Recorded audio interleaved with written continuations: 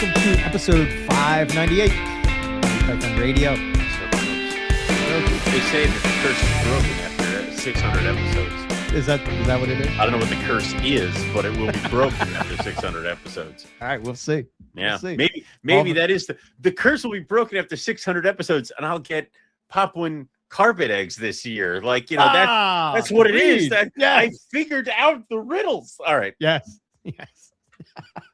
They did post up on the YouTube. What was it? It was a comment like, we did one freaking episode about you talking about your granite pot project. We did one episode about freaking granite carpet pythons and Papuans, and y'all jumped on that bandwagon. You never disappoint. So yeah. I thought that was funny. Of course you did. So tonight we have Martin from Martin Rosemond from MartinR Morelia. Yes. And I gotta say, I'm always impressed at his collection. He has that I call it the Andrew Paris type of collection where every animal is a stunner. John Battaglia would be another one that comes to mind, which we'll get into that because I feel that he's like one of the only guys. No, not the only guys, but one of the main guys that's really taking on the Gamma line Jags and keeping that going. And it seems like Martin's like, I got a cage, and if there's something going to go in that cage, it better be at this level. Otherwise, and that's exactly. And we tell people all the time to be picky. And this is how you be picky is like everyone is a single stunner. So I know he's got a bunch of projects going on with that kind of stuff that we want to get into as far as diamonds, gammas, albino bredli, jungles, emerald tree boas. Lots the of list cool goes stuff. on. So we're going to talk about what's going on with his collection. And, obviously we'll touch on his approach to keeping breeding or how that goes. And I wanted, it's not a topic that we talked about often, but picking out holdbacks, because I was looking at one of his posts and I know that we talk about like we know it when we see it, but it's like, how do you? But then also put it's that like into words? We know it when we see it, but you also have to have the project in mind for what you're holding back for, and that's the problem. Is sometimes you and I remember you had that red tiger project, and I came in and I said that one, and you said no because that one's yours. So like this one's mine. Like you can't have this one. I'm like, so that happens sometimes. Where there's overlap, but you have to know what you're looking for. So and don't mind my attire in case anybody thinks I'm fancy now on MPR. I'm just coming straight from work. It is now how we're going to. This is how we're going to dress. Next time we're going to do a couple things now where Eric's going to dress fancy and I'm going to look like a homeless person. I like that. As is tradition, this is how this is just going to work. So I kind of look like a priest right now. Listen, only one of us here is an ordained minister, and you would be surprised which one it is. Yes.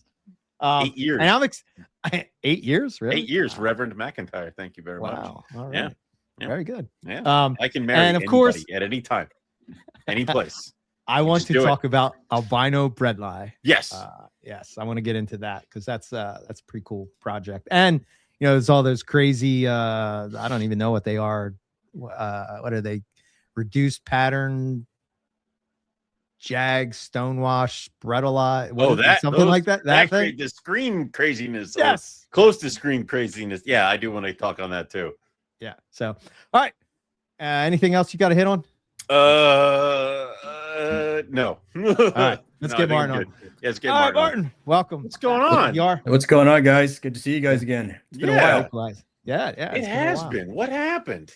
Where have you been? What have you been doing? I had those crazy gammas that one year. God, that was like 2016, 2017. Oh my God. So it's been that long. Wow. Apparently we only talk to you every 10 years. We should step that up a little bit. Last year. Let me mark my calendar right now. Hold on. Like in 10 more years from now, we'll check in. I'll be dead, but it'll be fine. So Jesus. Cool. Awesome. Well, I can't have my wife walk by and see you all dressed up, Eric. She's gonna be like, "Hey, how come you didn't dress up?" I mean, I know, right? Just look at one side of the screen. I'm fine. Yeah, I'm still like this. Just don't look here. Yeah, perfect. Where's the tape? Just put it over. Just put it right over. It's fine. Right. It's not the first time. Yeah, man. I like I was saying at the beginning, I'm always impressed by your collection and your animals and what you got going on. So I would love to just like jump in and like, dissect it. I'm curious too. The other thing I want to talk about is like, not so much I care about lineage, but like when it comes to your jungles, like what's the history behind them? Like what lines did they come from, or who did you get them from? I always find that interesting. But I think the first thing that stands out to me is like you're one of the guys with the gamma jag. Is that like I don't know, is that something you just passionate about it, keep it going? Or I was super passionate about it, and then I became unpassionate about it for various reasons, which I can explain. I actually tried to get away from it and not do gamma jags anymore. Really? You have something like a holdback, or you see somebody else that you sold a baby to, it grew up, they bred it, they've got something, you're like, yeah, I'm done with gammas. Ooh, I probably need that one though. So I figured I would try something new. Like I've whittled it all the way down to almost one gamma a few years back. And I said, man, I got to do something different because it's not going to get any yellower, right? Right. Bright, and it's just going to be that. So then you start looking at pattern. I sold those crazy triplets that I had last time we talked. And the guy that bought those, bred them. They had some cool ocelot babies. And I never kept any of the siblings, if you will. I always sold them off, and which is one of the reasons why I kind of wanted to get out of gammas. But in any case, last couple of years, I've had some clutches of siblings that have just been outstanding, right? And I've just been like, oh my God. So if I take one of those and breed those back to a gamma, maybe I can come up with something cool. So that's kind of hooked me again. There's always something that hooks me, that keeps me going and keeps me back. And that's one of them. I made a mistake though. I sold almost that entire clutch except for 2 babies to our good friend Gary Schiavino. And as he's posting pictures, I'm like, damn it, Damn it. And he's like, hey, for my good friend Martin. I'm like, yeah. But I kept one, right? And good friend I am. Yeah, I can. Right. So hold on one sec here. Geez, I normally don't get work calls in the middle of the night, but today was the day. Now you get all of them. So hey, I'm talking to Eric and Owen. I'll call you back later. But so yeah, I haven't had. I'll have some. I won't have gammas this year. I'll have some hopefully next year, and then I'll probably have a bunch of them, sell some, and then I'll be like, yeah, I'm out. And then I'm like, ooh, that one looks cool. I'll kind of keep that one too, Yeah. So honestly, if I'm being real with myself, I probably will always have them because it did help me kind of propel into a bunch of other stuff. Obviously, you sell some and you take that money and you go buy something else that you think is cool. So that's helped me along. But they always hook me, even though I say like, yeah, I'm out, but it's cool. Yeah. I know that one. I think her name is Powder. It's one of the gamma sibs, I guess. That's her, man. She's wow. And just think, I sold 6 or 7 other ones. Like I sent them off to Gary, so he's got like a bunch of them. We're close enough to Gary. Do you want us to like drive over his house and like beat him up and take him back? Because I mean, look at that snake, Owen. No, never mind. No, we're not gonna. We might need to go get these. Yeah, damn. Yeah, look at that thing. Yeah, super clean. Yeah. Man, you might get me back in the game. Yeah, man. Wow. Look what you did. All right. So aside from the gamma stuff, I keep seeing you pop up with a bunch of diamond stuff kicking around right now. Yeah. So I figured that once I got out of the gamma, diamonds would be my thing. I had almost 100 snakes at one time, and I reduced them all down and said, I'm just going to focus on a few things, and diamonds are going to be one of them. I sold some that I probably shouldn't have, actually sold a couple of them. And you sold the one to me that you shouldn't have. Yeah. Do you still have her? Yeah. The Riverbank too. Yeah. Same thing, right? Every time you post her up, I'm like, I can beat him up and take it too. That's gorgeous snake, Yeah. But I got a basin 3 years ago when I had some diamonds that and they were hot. So I was like, what's going to be better? What do I want more? I want that basin, super expensive. So I'll sell some of these diamonds to get that basin. So I did that. Not that I regret getting the basin, but I do regret, letting those diamonds go because they were gorgeous. So I built them back up, and I've got 5 pairs of diamonds that are, range from various lineages, I guess. And they're pretty cool. So I'll stick with them and just keep trying that. Like, diamonds are my favorite, I think, overall. They're just cool animals, and you know, a whole lot of different reasons. But those are, if I had to get rid of all my snakes, I would keep diamonds. They're on my list. They're on my list hard. So and you're one of the ones that I'm like, talk to Martin, because Martin's got like some nice yellow stuff. He's also got like these like pale whitish ones too. And I'm like, I can do both. I can get like all that one. Yes, yes. I Holy hell. I want that one. I want that so one. Funny story about that one. I bought, this is a male, and actually it was a sire to clutch 2 years ago. And he's tiny too. Actually, he's no bigger than a softball when he's all curled up. But he's a heck of a breeder. But I bought him as a female, right? So and I had another female, and I'm feeding him, and the one snake was getting bigger and bigger and bigger and bigger, and this guy was like, you know, it's just not growing. What the hell's going on with this thing, you know? And one day I just decided to pop him. I'm like, good Lord, it's a male. They're just like, what? It's like, all right. I was like, okay. So then when you start counting your pairs, you're like, okay, that's not going to work. That's not going to work. But yeah, it worked out, man. He turned out superb. He's an awesome snake. I love what's the story behind? Yeah, because it's got that stripe on the side. Yeah, where the hell did that come from? Like, who produced this? So that came from, I can't remember the guy's last name, Jacob. He bought Dave Sutton's collection. Okay. And I will go on the record by saying that, man, we should have been so much nicer to that guy, because when he bought Sutton's collection, he was selling stuff. Like he had stuff, like they're all gone. All those things that he had are gone. Right. And I don't know the true story about it. I've heard rumors, but like he had a lot of stuff that you'll never see again. And I was lucky enough to get this guy. So this guy is a Gary Valley, San Diego Zoo, Riverbank Zoo animal. Riverbank Zoo on the whole side there. So 50% RBZ. And I liked it. I'll call it, you know, because it's a male now, but it had just like this weird pattern. It was like this crazy yellow and just gold color. Never thought it was going to turn black and white. Like as it matured, it just, you know, started getting whiter and whiter and whiter. Next thing you know, it's a black and white snake. So it was like, well, I still like it. It's got kind of a little wicked stripe there. If I pull them all the way out, it does look like a stripe, you know. And tried to reproduce that. I didn't get any animals when he sired 2 clutches thus far, and he hasn't produced any that look like him. But you know, we'll see if we can. Maybe it's something that you know, you have to have another one that's got sort of the same kind of pattern, I guess. I don't know. Diamonds are kind of weird like that, you know. I mean, patterning is one thing, but like the pale, like white, like I will search for white diamonds. So I would go for that.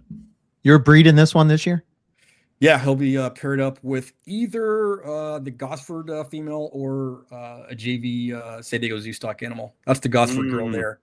So he's already bred her once, and I got a pretty awesome clutch, and the babies are gorgeous. And we may have to talk. We may need to talk, Mark. Only because it's got the Riverbank Zoo in it, and I would love to we may need to talk just so, like, you might have to send an MPR box is what's going to end up happening. Hey, man, you guys just let me know. Yeah.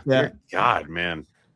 Okay. He's a good breeder. So I've got a Gothenburg female that's on loan here from Gary as well that hasn't produced anything. That one there. And because this male's a super aggressive breeder and she's super stubborn, I figured they'd be a good pair to try out. So might just slap him in there with her and see what happens.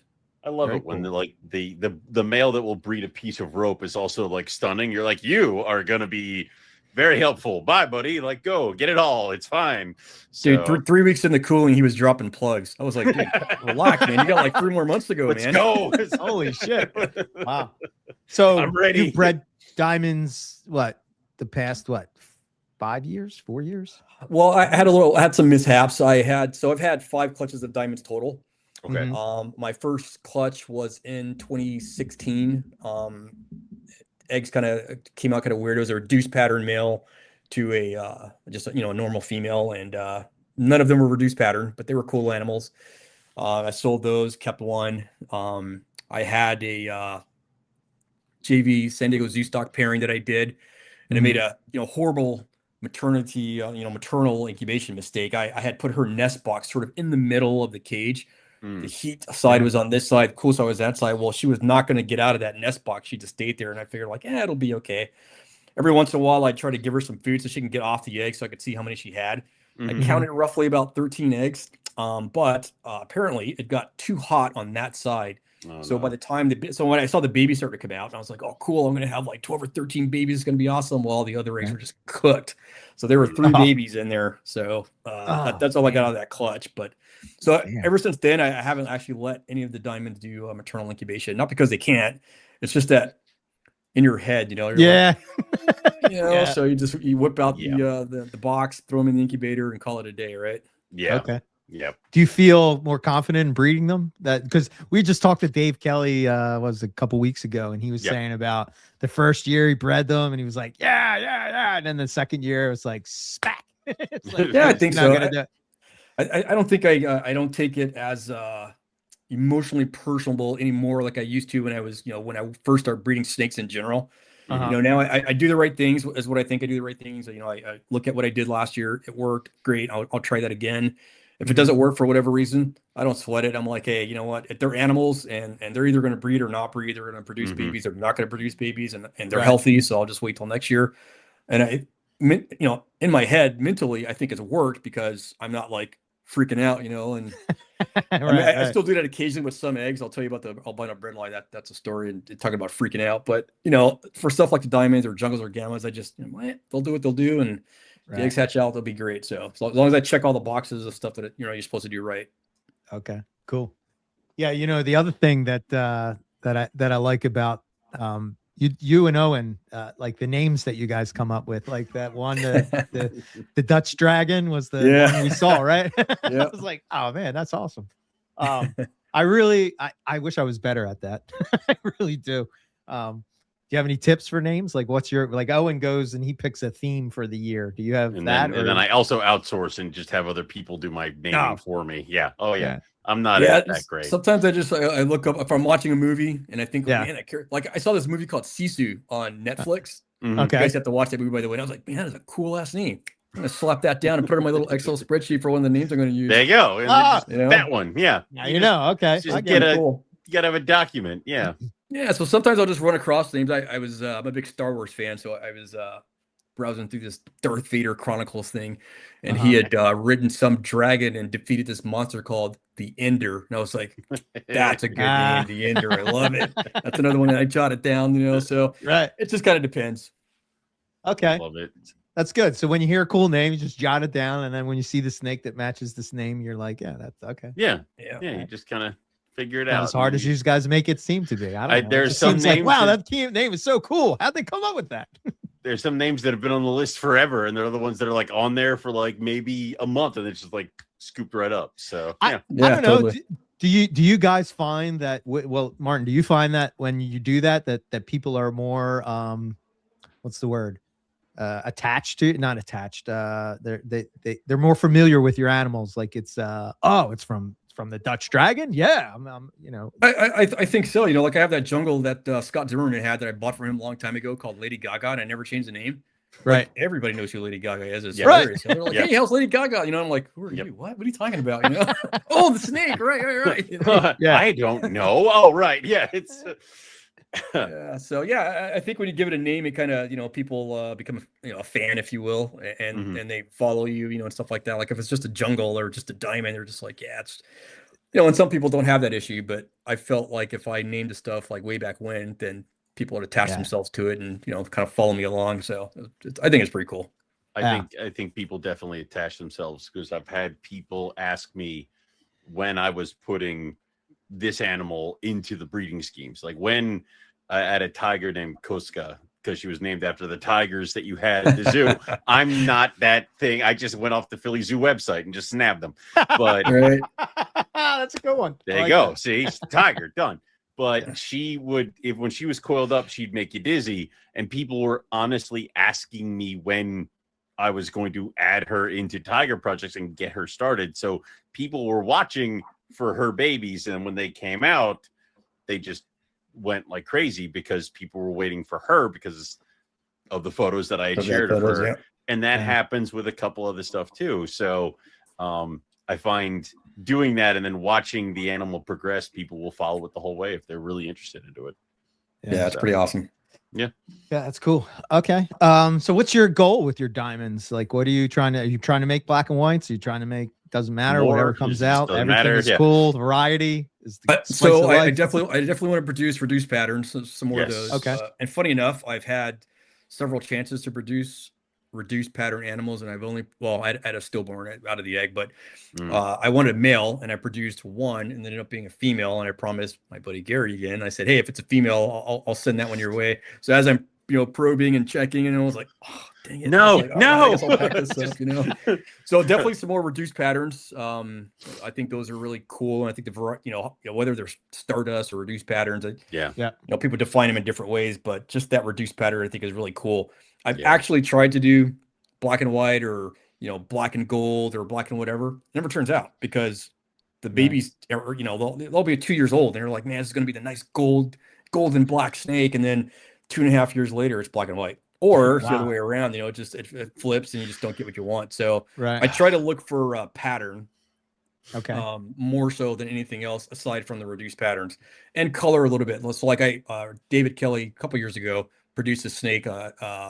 It was a F1 GV and a F3 San Diego Zoo animal, and it was super dark, very little rosettes, just black. And I was like, I got to have that snake, because I'd like to put that into the breeding group and see what that produces, because I really like that look. And so, and thus far, he's turned out great. He's super dark. And his name is Tombstone. Yes. Oh my God, that's fantastic. God damn it! Like, see, my big fear, Martin, is that I'm gonna get these diamond bugs. I'm gonna get like 2. And then later I'm going to talk to you again, and I'm going to be like, 2 isn't enough. I need like 4. And then I'm going to talk to like you again, and it's going to be like, 4 isn't enough. I need like 12. And then I'll be complete. I'll turn my back completely on coastals and just go diamonds. And that's terrible. We can't. I blame it on the internet, and I blame it on social media. You have access to everybody, like, in real time, right? Yeah. So you see people post stuff up, and you're like, yeah, I'm just going to jump on the internet. I'm not going to get any more snakes. Ooh, that's a nice one. I didn't think about that before. Like, I've ended up with a few snakes in my collection that I never would have got, but the internet's like, I kind of like that. I think I could do something with that. Yeah. There's a lot of that happens over here, at least. So, yeah. Owen goes into other categories, though. He doesn't just stay in the python boa world. Somebody needs to reel me back venomous in. colubrids, turtles, tortoises. We have not gone turtles yet. We were in tortoises, which the damn thing laid more eggs last week. I can't. I don't. I want it to stop now at this point, but anyway, you're in it now. I know, right? Do you guys feel? I don't know. It could just be me, but I think you probably have your finger on the pulse of this more than I do, but it feels like diamonds are becoming very, very popular. Yes. Right? Yeah. I think so. Yeah. Okay. I think popular and also more available. What do you think? Is that what it is? Because they're more so. available? Because there's a lot of people that have got having some good success in breeding them now, and so it's before, I mean, literally it was a handful of people, and they did a good job of producing it. And I think they've been more inclined to give up information on how to breed them. Whereas in the past, you had, one drastically different way than this way over here. And then people weren't taking into account where they live, because, it might work pretty well for somebody that lives in, South Texas or something like that. But I live in Northeast or Northwest Ohio, and the air and the barometer pressure is completely different. And so how I breed my diamonds and how I'm successful might not be that successful for somebody that lives on the West Coast or down South or something like that. So you kind of got to play with it. But I think a lot of more people are having more success in doing it, which is cool, And I definitely think it's a good thing. I definitely don't think it's going to burn people out on diamonds, because like anything else, you'll see a bunch of them, and then people will jump onto the next cool thing, and then nobody will be breeding diamonds again. And then next thing you know, there'll be that handful of people that are still doing it. So And I also feel that diamonds have not yet had the jungle treatment of refinement. There is some refinement with the lines and other things like that, but I think after a certain point, people were just trying to get the diamond to breed with another diamond. So I think now we're looking at all these pure diamonds with the mix of the lines, like kind of like you're doing. You're like, I need to find a boy that fits, or girl that fits with this boy, to see what I can do. So it's going to start being almost like what we used to have with coastals before all the morphs came out. You're going to have the lines of diamonds of like, this is white, this is yellow, this is like gold, this is reduced pattern, this is stripes, this is other stuff kind of doing all that. So I think this is mostly like dark diamonds, which I'm you know, that's the other problem is there's so many different flavors. I don't think there's going to be a problem. Like, you know, it's no. And like I did say, it was more readily available. I think because there was only a handful of breeders, a lot of people were taking their diamonds and throwing it to a jungle, and there was a lot of mixes and stuff. Now they're actually diamond to diamond and stuff like that. So yeah, I want them badly. So let me ask your opinion, like as far as like, you know, we kind of know your breed from the last time, but I'm just curious, like what do you think is the key thing to be successful with diamonds? It's just temperature, right? Cooling, right? Yeah. Cooling and not feeding and overfeeding. You know what? It's a, you know, Morelia, it's a carpet, I guess, but it's not. It's a diamond, and they don't eat a lot. They eat bigger meals, in my opinion, just not a lot of it. You know, and then you have to cool. Like, you know, I've seen people have had their diamonds for 5 years. Like, man, my diamond died, you know, in 5 years. I'm like, well, did you cool it in the summer? Well, I'm not going to breed it. Doesn't matter. You still got to cool it because that's just their evolution. You know, whether you breed it or not, you need to cool that thing down. So you shut them down in November or, you know, mid-November, whatever, and let them ride like that. You know, with their temperature up and down at nighttime lows all the way through March. And do you shut down babies too, or is it just juvies? Depends on how big they are, to be honest with you. And in my case, depends on how much room I've got. I don't let it go past 2 years. I've had 2-year-olds that have not cooled yet. But once they get past that second year, then they get dumped just like an adult. So which is scary at some point. Well, to be honest, that's honestly talking with my friends that do tegus and black and white Argentines. They say cooling them for winter extends their life. And I'm like, this makes sense. Like it's, you know, it's the black and white lizard that lives further south, so far south it's getting closer to Antarctica, and the black and white snake kind of line up. It's that kind of stuff. So it makes sense to me, and I would probably do that. Yeah, cooler things all the way around. I think does fantastic for all kinds of snakes. I'll tell you a funny story about some jungles that I had, and we can go back on diamonds. But I made a mishap on some jungle a clutch that I had. I don't know how I did it, but I had a thermometer inside, you know, temperature gauge on the outside, and I thought like, okay, it's 87.5, it's going to be good. So day 55 hit, and no pips, nothing. I'm looking, I'm like, okay, whatever. A couple days, day 57, day 60, and I finally checked the temperature, and the temperature wasn't 87.5. It was like 75 degrees. I was like, oh my God, I've killed these eggs. But on day 78 or 79, these jungles came out. I mean, they were like this thick. They were huge. I was like, holy crap. You know, they came out almost eating small rats. I was like, what the hell, you know? So wow. When you think to yourself, like, you know, I got to keep them warm and super hot, you know, and I got to feed them and stuff like that. It's like that's not how it is out in the wild. You know, like my males, all my males, the breeder males are barely 4 feet, and you know, they're tiny. None of them are on anything bigger than a small rat. Yes. So okay. And they do well, and they do just fine. So I think, you know, not keeping them super hot, cool them down. Don't feed them as often as you would anything else. I mean, you shouldn't feed anything that much anyway, but slow down on the feeding a bit, and they'll live longer and be a lot healthier. Yeah. Do you stay?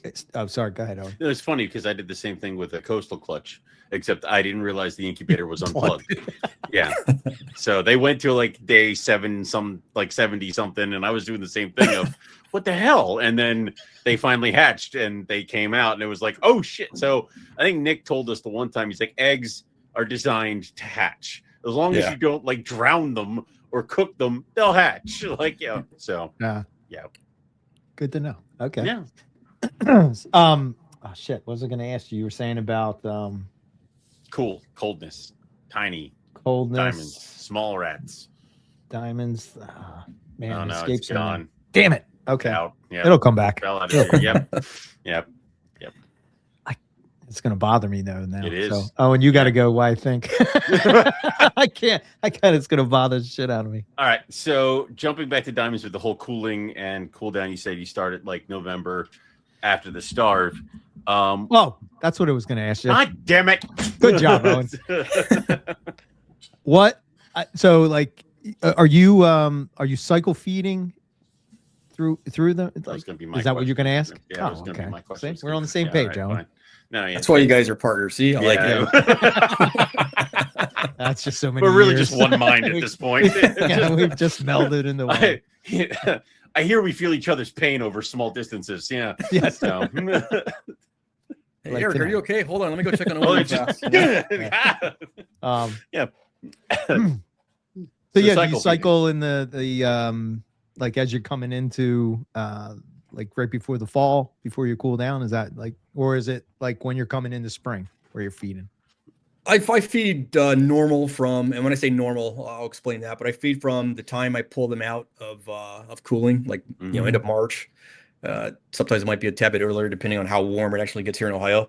And I feed them all the way through until about end of October, maybe slightly more, because I want them completely empty by the time Thanksgiving rolls around. Yeah. Okay. But like I'll feed the males once a month, maybe. And the females I feed every 2 to 3 weeks, just depending on how they look. And Okay. I really don't have a schedule like, hey, I'm going to feed you every 3 weeks, but I always have that mindset. Like I'll feed everybody else. I'll kind of look at them. They're doing their thing. I'll just ignore them. And then I'm like, well, I got to feed the females. It's probably, it's been 3 weeks. I'm going to give them something. But the males, I actually do kind of say like, yeah, I'm not going to feed you for, a good month. Is your approach when they're like if you're going to breed, if you're breeding a pair and they're coming out, are you feeding them first before introductions, or are you introducing and then feeding? Yeah, I always try the males and the females on food to see if they'll take it. Funny thing about diamonds, like they will. Yeah, I know. They have they no will not issues. refuse. Yeah. Okay. Yeah. Yeah. It's like, even when in the winter, people are like, man, are they just like sitting like doormats? I'm like, yeah, at nighttime they're kind of, pretty quiet and stuff like that. But sometimes, especially at the end of like cooling, the males are moving all around like nuts, and they're like, man, they're pretty active to be so cold. And I was like, well, that's the way they are. Those are diamonds. That's their evolution, Yeah. But I'll usually, as I get them out of cooling, I'll offer them food then. It's so funny, the male and or the female will shed just like that. Really? When I put them off cooling. Yeah, I've actually had some of the pairs shed before I even pull them out of cooling. Like, man, are you guys growing or what? Like, what's going on here? But I'll get a couple meals in them, and then I'll put them together, and then see how that goes. And then once I see some locks, I'll stop feeding the male, and I'll offer the female food every once in a while until she's like, yeah, I'm done, or I see some ovulation, and then I'll just stop feeding her completely, and then I'll pull the male out and start feeding him normally. Okay. Cool. So. Oh, yeah, it's cool stuff. I used to jot all this stuff down too, and like have this thing. But to be honest with you, it drove me crazy, because then I was like, oh my god, I forgot step 4, and then I would have like this mind trip where I was like, oh my gosh, this year's going to be a total failure because I missed step 4. When in actuality, it wasn't that big of a deal. Still right? happened. So I sort of tossed that out, and it's like, you know what, I've done this long enough where I could just sort of watch the snake, feel the snake, see what's going on with them if they're acting hungry, and it's about time I realized like, oh yeah, I haven't fed you in a while. I'll go ahead, but. Yeah, before I used to jot everything down, like every little note, like, ooh, it looked left right after it ate. That must be something good. Looked left means maybe one more egg than last year. Don't you think that's kind of good though? And like for me, I don't know. It taught me how to like look at my snake, like you know what I mean. I don't know. 100% at the beginning. Like I would tell people do that in the beginning. Yeah. And it taught you to kind of like read your snakes, if you will, as opposed to just like, hey, it's just a snake and whatever. And like, no, they'll tell you signs. The people say they take a snake to a vet, and the vet always says like, yeah, they've got no signs that they're sick. They kind of do. Like Lady Gaga, for instance, she will not ovulate as long as I've had her until that first week of March. No matter when I pair her up, they'll lock and do their whole thing. She won't do her thing until first week of March. And I can tell when she's got follicles, she just has this way that she sits. And I'm like, okay, she's good to go. So like she's ready. So I'll put that male in there. So there's signs and stuff like that you read that you almost kind of like memorize. Another thing with like naming them, when you name them, you kind of get that connection with yourself, with your snake as well. I mean, we all have our connection with our snakes, but when you name them, like, hey, Lady Gaga, how's it going? Dust Dragon, how are you doing, dude? I change my voice up, You got to change it up depending on who you're talking to. Depending on who you're talking to. Yep. But you kind of know them in that way where all of a sudden you don't have to write it down because you've got some sort of a connection with them where you're like, hey, that's my pal over there, Right. Like I've got this square python that absolutely hates my guts, but we have an understanding, right? Yeah. Right. And so I get her out and do her thing, and we have this little thing, but she's taken some strikes at me before, and I'm like, oh my god, dude, my wife would kill me after she revived me because I'd be dead, Or got bit by this thing. She'd bring me back just to kill me. Would too. Most definitely. That's what made you get. I did want to talk on the scrubs a little bit because Have you had success with your Barnecks? Because you have Barnecks, right? Yeah, so I've got Barnecks now. So I had Barnecks and Moluccans, gosh, a long time ago. My one Moluccan, geez, that was like 15 years ago or so. Not when they were $100, Doug. Remember them like Moluccans? Oh my God, dude, we talk like about $90 in the he and I pet talk store, about that all the damn time. And yeah, we bought I'm 20 like, I should have hoarded all those Moluccans tons of them. But the female Moluccan that I had them on like doggy wee-wee pads, as substrate. Yeah. She ate the rat. There was blood on it, and she ate the wee-wee pad. No. So it got down her digestive tract so far that they had to do surgery on her. So they cut her open, they got it open, they stitched her up. They're like, there might be some issues with her, but she should be okay. I'm like, all right, cool. So season passed by. I put her in there with the male. They locked up. She ovulated. I thought she was, getting eggs. And all of a sudden she died. And she was like leaking all the stuff out of like her cloaca and in her mouth. I took her to the vet and they opened her up and there was these huge eggs in there. And the vet said that the scar tissue, when they cut her open to get that rag out, got infected and caused it's super tight where the egg couldn't pass through, I guess. Yeah. And she bacterial infection, all kinds of crap. So she ended up dying. So I kept the male for a little while, then ended up selling him.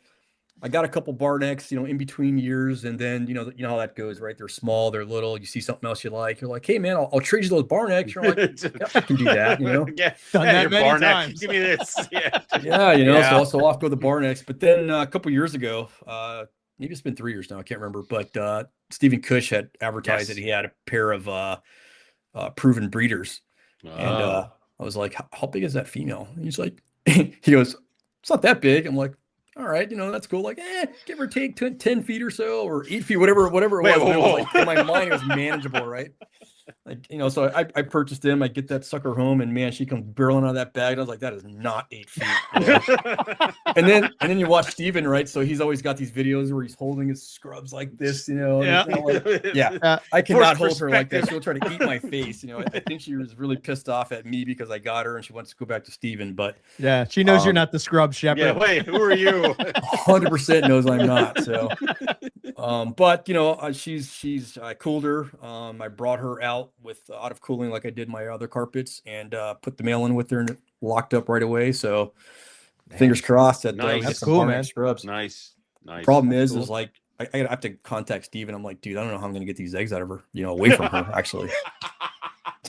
Maternal incubation to the rescue. This needs to be one of those moments where you catch her laying and you're like, cancel everything. I'm going to be here. And the second she's done and weak and tired, I'm going to grab them.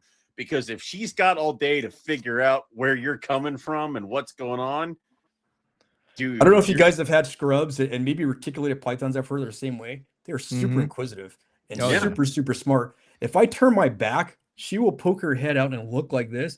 As soon as I turn back around, she just slides back. I wasn't looking at you. I wasn't trying to bite you from the back, dude. You're good. I have a super inquisitive snake. So that's I give her a lot of respect, and I'll let her shift her way into like a holding box or a nest box.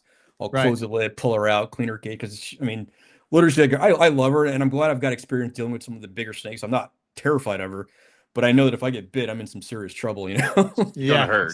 So I give her space. The male's pretty wacky too, and he's a biter, but he's manageable. But yeah, she's well over 10 feet at this point, and fast.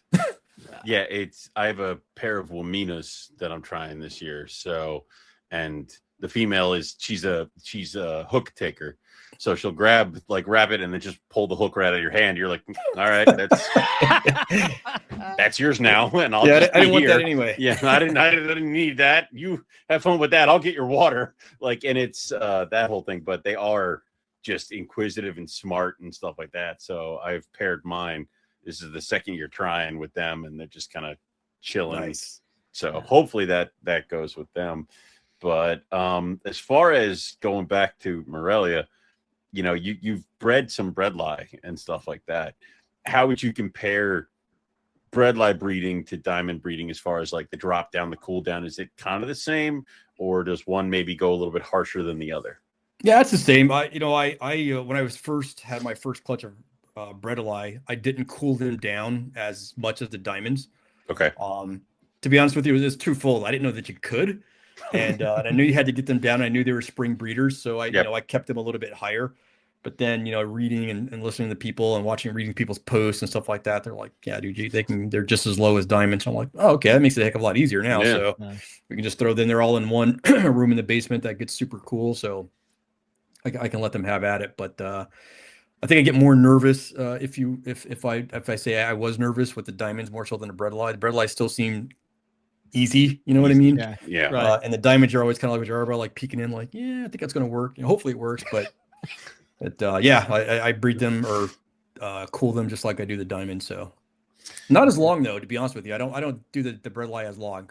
The diamond I do from end of November all the way till end of March. The bredli I pulled out like February, middle of What February, about the other carpets? Like do you bring them up in the beginning of February kind of thing? Like no, the other carpets I cool them down same time in November, and I usually will start bringing temperature back up like mid-January or so.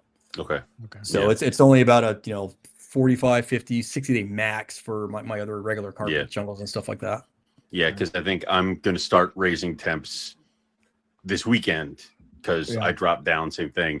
I've just been enjoying this like -1 degree weather we've been having so far. So I've been. You so too, and right? I live right on Lake Erie too, so we have that wind effect. Jesus, it's like -38 wind chill. It's pretty nasty outside. We're sitting here, we're like, we have 2 feet of snow, and you're like, that's adorable. Like it's I work with the guy that lives in Alaska in Kenai, and we're on the conference call, and he's like, how's the weather out there? Oh my god, it's miserable. It's like 8 degrees. He's like, yeah, hold on, it's like -30 here. I'm like, never mind, we're good, man. Sorry, the polar bear outside frozen. Like, all right, right. But that's cool. So you working with, I wanted to touch on the albino bredli because that's something that I know that we talked about, I think a little bit ago, or we mentioned when they were still kind of young, and now like they're starting to color up according to the. I forgot to show you this, Owen. Oh my God, she's gorgeous and terrifying. Like, wow, she is a heat-seeking missile, but super that is awesome. A scrub. Like that's a scrub. That is what a scrub should be. You guys obviously have seen Conan the Barbarian, and even though that wasn't a scrub python, I liken the scrub pythons to that snake. Like that's a snake. Yep. So, and then these are the albino bredli, right? Yep. Okay. Yeah. Crosses, I guess. So I got to make sure that's super clear that people understand that they are crosses and not pure bredli. Yep. What percentage bredli are we looking at so far? It's 50. So the parents were 50-50, and then so these I guess would be 50% too, because both parents were 50. So right. And I personally I love them. I think they're cool, but I never would have done it. I think you guys know my buddy Andy Watson. Yes. Yep. So Andy out of the blue, like doesn't say anything. Like we talk all the time, but doesn't say anything until like the last minute. He's like, "Hey, you got any space for cages or for snakes?" And I was like, "What do you got?" He's like, "You want some double heads?" And he's like that, right? I'm like, "Sure." Wait, double heads for what? He's like, albino bredli. I'm like, "What? Like, are you serious?" Because you see the ones that are in Australia all the time, and I'm like, "Yeah, those are awesome." And I've thought about it over the years, but I never figured like, I'm gonna do that. That'll be cool. It's like I'll just enjoy it on the internet and looking at the guy's nozzle. But he did it. He put a stonewash bredli with one of his RSA albinos and had the double heads, and so he sent me 3 pair. I raised them up, and only 1 pair has produced. A couple of them were problem feeders, and not as big. But I had 1 female that was just robust, so she was the first to go. I tried her last season, didn't work out for whatever reason. Tried this past season, and she had a good 19 eggs in the clutch, or 17, something like that. Sounds like a bredli. With 7 albinos in that clutch, and so they're hot. I mean, they were so smoking. And didn't hit on the albino stonewash. No, so I took some pictures and I sent them to Nick right away, and I'm like, hey, because you know what I do, I compared, right? And I don't know if you guys can see my eyebrows, but like Nick posted some stuff up that was like low expression stonewash, right? And I was like, I got a low expression. There it is. Nick's like, no, that's not a low expression. I was like, come on. And he immediately shuts like, you hope, and he's like, no. No, I don't. No. Yeah, so there's one that I sent back to Andy that at the end of our conversation that I had with Nick, and it was brief, he said, if any of them are going to be low expression stonewash, it's that one. Okay. So I sent that one back to Andy, and he's got that one growing up. And I'll, we'll try again. But I guess when you have so many things mixed up, as Nick kind of explains, I'm not as smart in genealogy as he is, but he's like, yeah, it's just too much crashing in to get that stonewash out. So you're gonna have to breed it more into something else, and do a generational type thing where you're hopping some generations to be able to produce it. Kind of like the stuff that Don Patterson's producing with those reduced pattern stonewash stuff. Yes. Oh yeah. So we'll see. Do you have plans on taking that into that stuff? So that was an impulse. Yeah, I got a pair. Casey posted some stuff up, and I was like, man, that's cool. That's that's an impulse now. Yeah, because at first when I saw them, I was like, those are really, really cool. Like, so when I think back, I remember when Jeff Flavel was, he had what he called the future line. Yes. Because he wanted to kind of, step away from the gamma and the what was the other side of the gamma? The God, it'll hit me in a second. John named it gamma on our side, and then Jeff up in Canada named the other side. Oh shit! Oh no! You know what I'm talking about, though, right? I know what you're talking about. Yeah. So when it pops up, just yell it out. So anyway, he had sent me some of his future line, which he had mixed some. He didn't tell me what it was, but I knew that there was bredli in it. And he's like, this is going to be the new gamma. So I was like, okay, cool. And it kind of, I got some in. I bred one of those two, one of the bredli. Didn't really come out with anything kind of cool. But Don has taken that thing like it's like out of this world. He's produced some stuff that's like jaw dropping. I'm like, holy crap, dude! Like, what is that? And he hasn't really given out the details, I don't think, to how he produced the stonewash, because that's a thing too, right? Like, how do you produce a stonewash? And is anybody actually going to take the time? Is it a het? Is it not a het? Is it just happen out of nowhere? Right. But when I saw those, I was kind of thinking like, yeah, maybe I'll get that and just grow them up and somehow put that into the albino project as well. For me now, I just want to induce more bredli blood into it. Although I've talked to a couple of guys that were in Australia, and they're like, it doesn't matter. You can breed that to a Darwin, and your albinos will look, just like that. Right. I was like, huh. I was like, well, for me though, I think I'm just going to just keep trying to do the bredli thing for a bit, until I produce some more enough where I could feel comfortable. Like, okay, I'll take a couple of these and breed them to a regular albino and see what happens. And if I don't like whatever, you sell them as 25% or whatever the percentage ends up being, and somebody will like it. Somebody will think it's a cool snake. Well, and I like the idea of like, because the ones in Australia, it's like fire engine red and white. Like, I like the idea of adding more red to this kind of stuff. So I think they would do that by crossing with bredli. So man, the to me, so inlands do the same thing. I don't know if you've seen the albino inlands that they're crosses in Australia. But they're like a little brighter, I think. Maybe it's like the orange is a little bit different, like the orange, but to me, that's like the perfect albino. I look at that and it's just like, holy shit, it's perfect. Whereas sometimes the white in albinos I don't like, especially if it's on the head. But like, and this one, you're just like me. That's what intrigued me about these as opposed to regular Darwins, because I've had a couple Darwins where you got orange on the head. I'm like, that's cool. I like that. But then you get some, and they're gorgeous, but they're like totally white heads. Yeah. With like faint yellow lines. I'm like, I don't know if I like that one too much, Yeah, I'm with you. But and then this one that has like orange popsicles. Yeah, like creamsicles. And it's like got the stripe going down it. Wow. Did you think of that other gamma thing there? What's it called? What's the other side? Dang, it's gonna bother me now. I don't know. I almost had on tip of my tongue. Neon. That's what it is. Yes, the neon line. Yes. Yeah. I swear we're all Morelia people here. Like, yeah. But dude, that was like 20 years ago. Yeah. Right? It was. Yeah. And Early actually, 2000s, I don't even think there's that many neons around. And funny too how that turned out, right? So like the gammas seem to hold their color. But for whatever reason, the neons, even though the original neon, the original gamma were clutch mates, like they would get super bright and then like lose their color a little bit, like to kind of fade out. Still gorgeous snakes, but a lot of jungle jags kind of did that too. Like, so I don't know if it was just the influence of the jungle, or because there were some jungle jags that when we were younger, it was like this is the pinnacle of a jungle jag. And then you saw them Riddler. When you saw them get older, they were like the yellow kind of washed out a little bit. And it was like, oh, there it is. But it's funny, right? The first year I produced Gamma Jags, I remember I bred it to I think it was maybe it was the year that you were on, because I remember talking to you about this, and I thought that if you bred it to a diamond, it would just make it look nicer, because in my mind, the Gamma was coming from the diamond, right? Right. And we're talking to you, and you're like, nah, I would breed it to a jungle. And I was like, damn it. So I produced this clutch shit. And I had already been like, well, you guys are just trash, because, you're not the jungle. You're not going to be bright yellow like the Gammas. I'm going to be the one that ruins the Gamma name. It's going to be terrible. And then I sold them.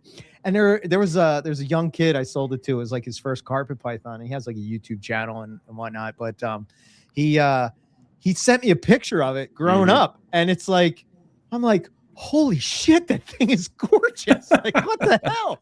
So to me, everything in the clutch turned out stuff. There's something about that line that John was it's wild, isn't it? It's so like, crazy. No matter what produced, it's just always amazing. I don't know. Have you had a dud at all in any of your Gamma stuff?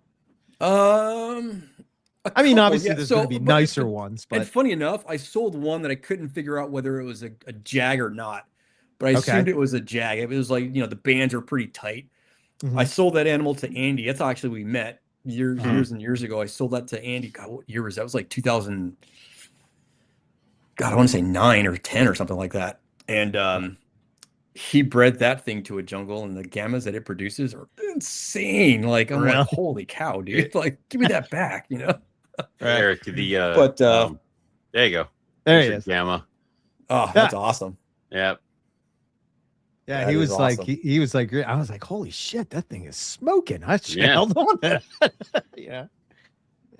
Kyle's is jungles actually, and I know a lot of people that have done it to other things like crosses. This is going to be my first year, first time when powder breeds with a Gamma that I'll have done something outside of a straight jungle on my end with the Gammas, and see how that goes. And that's awesome. And you're a perfect example. Not that it doesn't work either. I mean, the Gamma blood or whatever it is just super strong, and it just transcends across whatever you breed it to, it seemingly.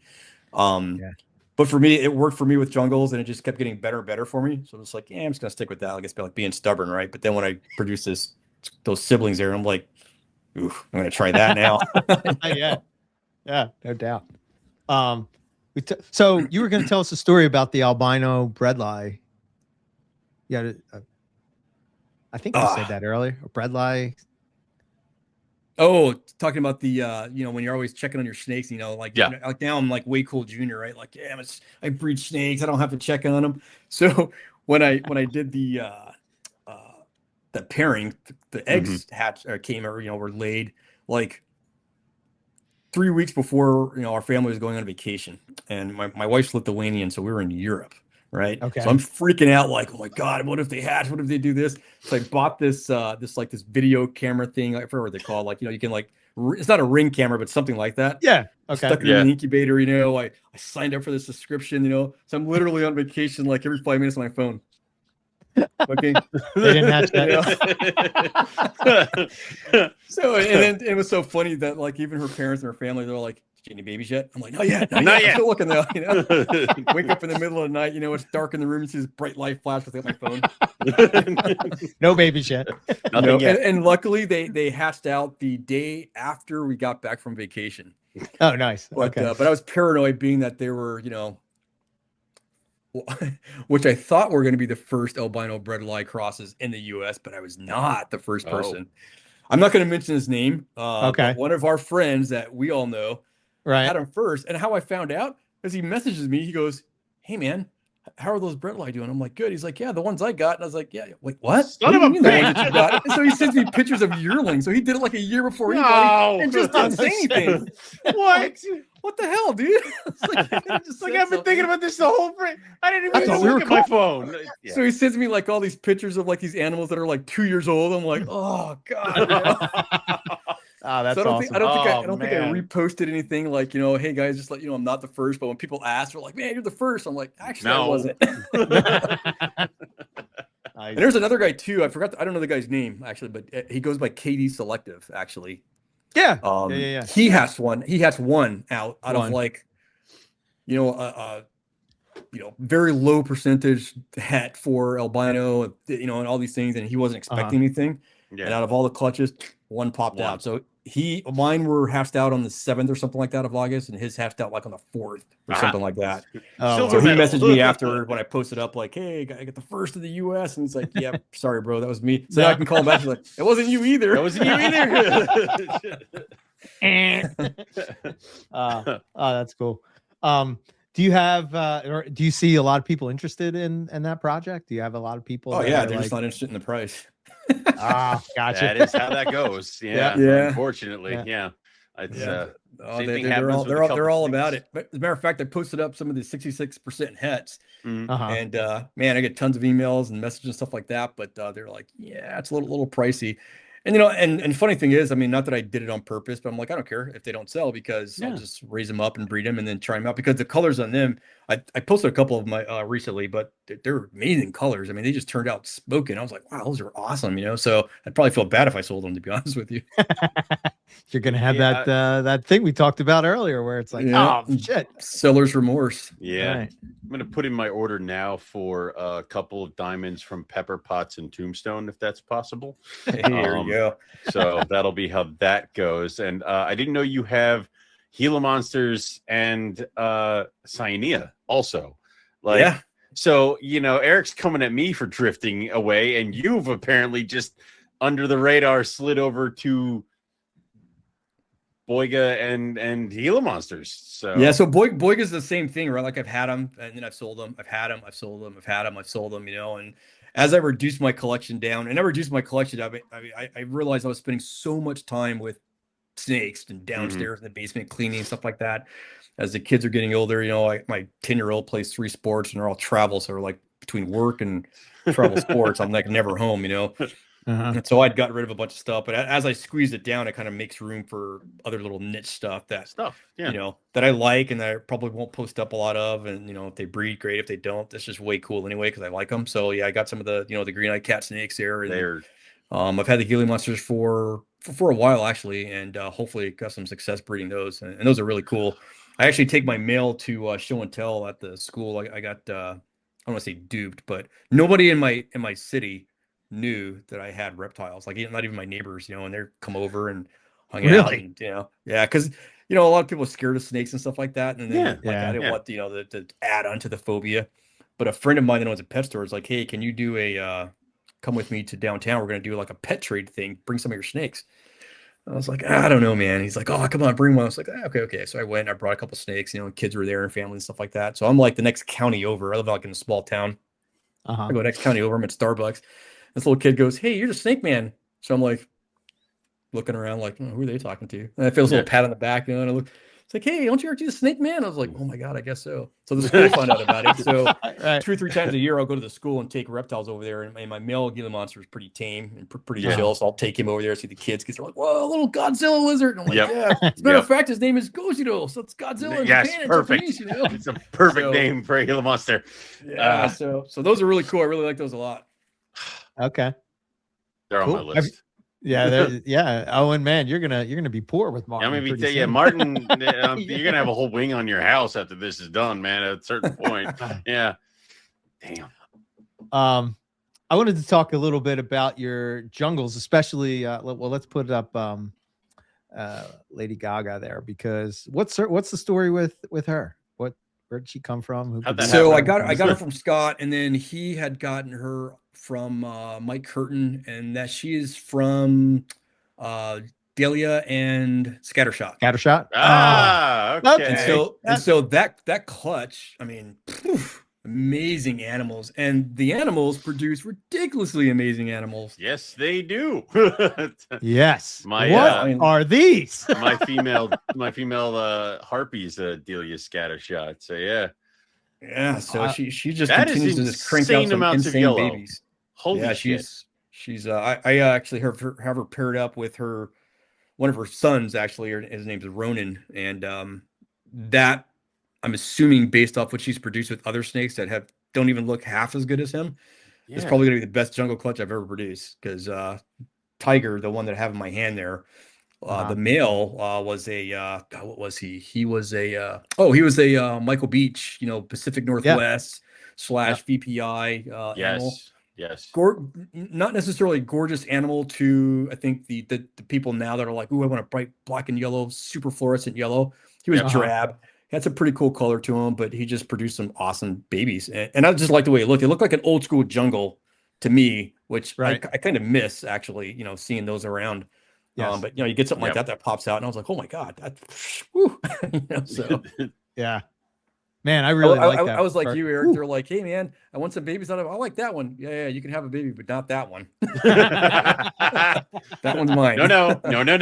Yeah, man. I was when I was scrolling through, I was like, holy shit, how did I miss this? I don't know damn. Wow, that thing is sharp. I love the banded pattern. I just love how clean it is.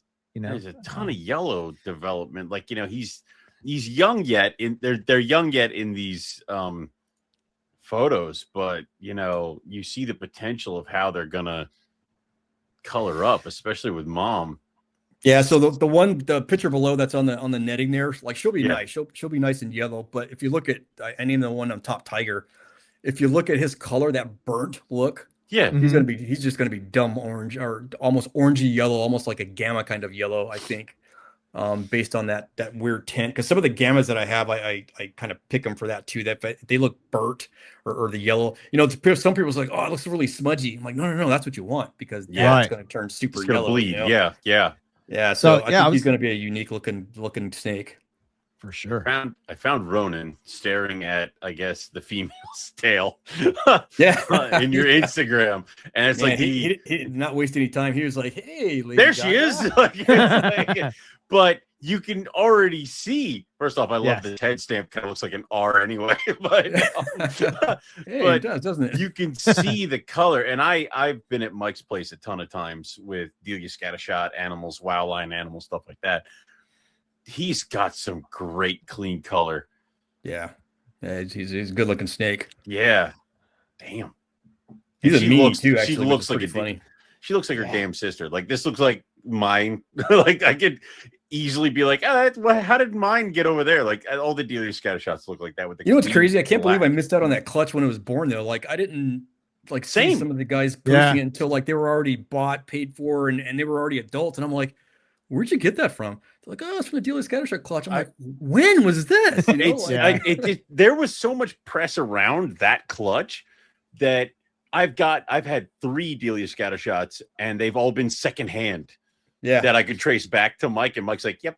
Like, but I never bought them directly from Mike. They just happened to fall into my thing. I've had a male and then 2 females. I'm down to 1 now, but it just, I think when you have a clutch that people are following, you've named the animals, and the clutch hits the ground, and I think people swarmed over it to the point where people like us who were like, Michael put them up in a couple months when they're ready, missed out on it because everybody else jumped we're on top of it. So yeah, for sure. It took me a year to convince Scott to sell me Lady Gaga, actually. Literally a year. Really? It's about right. Yeah. That sounds like Scott. Yeah. So yeah. He calls up. He's like, hey, I think about selling Lady Gaga. I was like, all right, man, I'll take her. He's like, all right, let me think about it. A month later, I'm like, dude, what's up? You called me. That's kind of like how I don't know if I saw your ad or whatever, but I was like, hey, is that reduced pattern diamonds, the Riverbank Zoo, still for sale? You're like, yeah. I said, okay, I'll send the money now, because I don't want you to change your mind. That's it. We're done. We're done. I asked the question. You said yes. Now we're done. Like, right. We'll have to do some trades, man, because I'd love to have some babies from her. Yeah, sure. Hell yeah. We have no pressure, Eric. No. Yeah, right. No pressure to produce this year, right? No pressure at all. Everything's fine. I was gonna ask, like, what's your approach to picking out holdbacks with jungles? What do you look for? You said the burnt orangey look in a jungle is good, but yeah, like when they first pop out, I always look for pattern, and I tell people that all the time. Like people will call me, they're like, "Hey, I want one of those jungles, but I want it to be, black and yellow." I'm like, well, it's a baby, so you never know what it's going to turn out to be. You can have a perfectly awesome pairing that are black and yellow, and you might have some babies that just aren't going to get that yellow, or you can have some, because I've had this too in reverse where people are like, can I see pictures of the parents? And I'm like, yeah, here they are. And they're like, oh God, I don't want this baby. I'm like, dude, the baby's going to be way better than the parent. Like, trust me. Yeah. Right. You know, trust me on this one. So, but I look for pattern first. Okay. Like I was very happy with that reduced, or that banded kind of reduced pattern male, because he's kind of like Ronin was extreme at that time. That one's going to be better than Ronin, and I'm hopefully with pairing him, Ronin up, I'll get something better than that one. Right. Funny enough, I've always looked for a female, and I've never been able to produce a female that looks like that. It's always been the males. So I'm hopefully I can get a female that kind of runs that same pattern, and that'll be a nice pairing on the way. But I always look for pattern first, head stamp, stuff like that. Funny enough, and Gary Schiavino made fun of me one time when I got some boas from him. Right. The shape of the head, actually, sometimes too, that more arrowhead kind of, wide on the jaw, that jawbone, and right to a pointy nose. For some odd reason, those snakes to me just end up looking better as adults. They look bigger, meaner, and I just like that look. So I kind of look for that structure, pattern, and then color. If it ends up being not so yellow, that's okay to me too, because you can always breed in yellow at this point. But on the same token, I like some of those snakes that are not super bright yellow, and if they got a cool pattern and stuff like that, I'm like, man, that's an awesome looking snake. So I've funny enough, aside from Ronin and a couple ones that I kept from last season, all the jungles that I have kept prior to that have always been like the old, I call it the late 80s, early 90s looking jungles that I've kind of like said, like, I really like this one better than that one, so I'm going to keep this snake. So yeah. Well, it's even like kind of like Lady Gaga. It's kind of like, if I know some people would be snobby and say like, oh, I can see fishnetty black in her yellow. And it's like, I like that. You know what I mean? I like that look. It's kind of, and also, if she's got a little the idea is of a holdback is to improve every year on something, or at least improve your stock a little bit. And it's like, but Lady Gaga might have some black in her, but she, with the right male, throws clean yellow, clean black, in like insane color, and it's a good base. And I good base. Go ahead. Yeah, it's a good base, and then you just kind of build on that, and that's depending on what project you're looking for. Right. Yeah, but I think with people like our age or our generation, I think just kind of appreciate stuff like that more. Yeah. Than some of the newer, not that anything's wrong with it, but some of the newer people that are coming into the hobby, because it's that flash, right? Like, oh wow, brighter's better. Bright's good, right? But it's not, it's not better. I think it just depends on what you're looking for and what you're trying to do, and how that snake looks naturally. So I mean, I always go back to some of Michael Beach's old pictures of the Pacific Northwest female that he calls. They're like, man, that snake is ugly. I was like, dude, that snake produced Miss Yellow. You know Miss Yellow, right? They're like, oh yeah. I was like, well, that's the dam, that's the mom. They're like, no way. And I'm like, wait, it's how it starts sometimes. This is what you could do. This is what you start with, and then you build. Yep. I think Nick said one time that he thinks, and I guess I tend to agree with him, that it's easier to get color injected than pattern. I would agree. I agree with that too. Yeah, for sure. You see the same thing with coastals and tigers, trying to get stripes organized versus like enhancing the color. Right. That's where I fucked up with caramel you went tigers. For color. I went for busting caramel colors, and the stripe never got organized. Everybody else got the stripe figured out, and then just started crossing back of each other for color. And it's like, that was easier. Like, that's always easier. Yeah. Yeah. I used to look at carpets, and I think for me, it was like they always had, that was the one reason why that picture stood out to me, is like, it almost looks like it's like a white, like hue to them almost. It's not white. It's not even white. It's just like they have this, like, I don't know how to explain it. It's not a glow, but I just look at it and I say, oh yeah, I think that'll be like, I don't know if I could put this up again, but see how that kind of is like, I don't know if I can zoom in on that, but like this color here, I'd be curious, how did this one turn out? Or that one turned out nice and yellow, super yellow. Yeah. It's like that light pattern. I don't know. Have you experienced that? Like, to where? Yeah, and it's funny too, because like I said, sometimes you can look at them where they're kind of smudgy, and you just know that's going to turn yellow. Then some of you look like that. Like if it's super silvery-ish, kind of, almost kind of whitish, that kind of glow like you're explaining. I always try to hold that back, or tell somebody if they're buying it like that, that's going to be a nice bright snake. Right. for sure, but just because. Well, the funny thing is, too, we've all had experience seeing it from point A to Z, right? Right. Whereas a lot of people haven't. Usually they'll buy something at one point in between or at the very end. But because we've seen it so many times, you can kind of pick it out a little bit faster than most. So yeah, that nice, clean, silvery look, or that smudgy burnt, where most people are going to push that snake aside because they're like, oh, it's got smudge on it. I'm like, no, that smudge actually changes into a nice dark yellow color. You want that one, You want that one. You want the light with the smudge. Yeah. Yeah. Okay. Do you have any jungle projects you want to add, or are you happy with where you're at jungle wise? I have a female Palmerston that I got from Nick, and she's gorgeous, and I cannot find a male that I'd be happy with to pair her with. So I've contemplated selling her, but she's just too gorgeous. Striped one, and I can't. Yeah, and I'm just like, somebody please give him a striped Palmerston. We need striped jungle projects. Yeah, she's smoking, man, and so funny too, because when I got her, and as she's gotten older, somebody messaged me. They're like, "Is that your snake that you bred?" And I was like, "No, I got this from Nick." I was like, "Why does it look like that?" And I was like, "What do you mean?" It's like, "Well, it's not bright yellow." I was like, "Dude, this snake is awesome, dude." It's like, I had a snake like this one like way a long time ago. I think, God, what year was that? It was like 1990 something, and it was that color, and I thought it was the most gorgeous snake on the planet. So I was like, well, you have to like be able to appreciate different lines of jungles, like the Palmersons. They don't get some of them do get bright yellow, but most of them look like this, and that you can look at that from afar and say, oh, that must be a Palmerston, right? 90% of the chance you're right. But yeah, she's gorgeous. So outside of that, I've whittled it down to for jungles. I mean, I've got Lady Gaga, and I've got a couple other females that are actually from her, bred to different males that are bringing up. I'm not sure if I'm going to keep them all or not, to be honest with you. I think if I'm thinking long term and I go back to diamonds, I think that after Lady Gaga's done breeding, I'll breed. I'll raise up the stuff that I've got from her that I'm going to keep, which are 4 pair right now.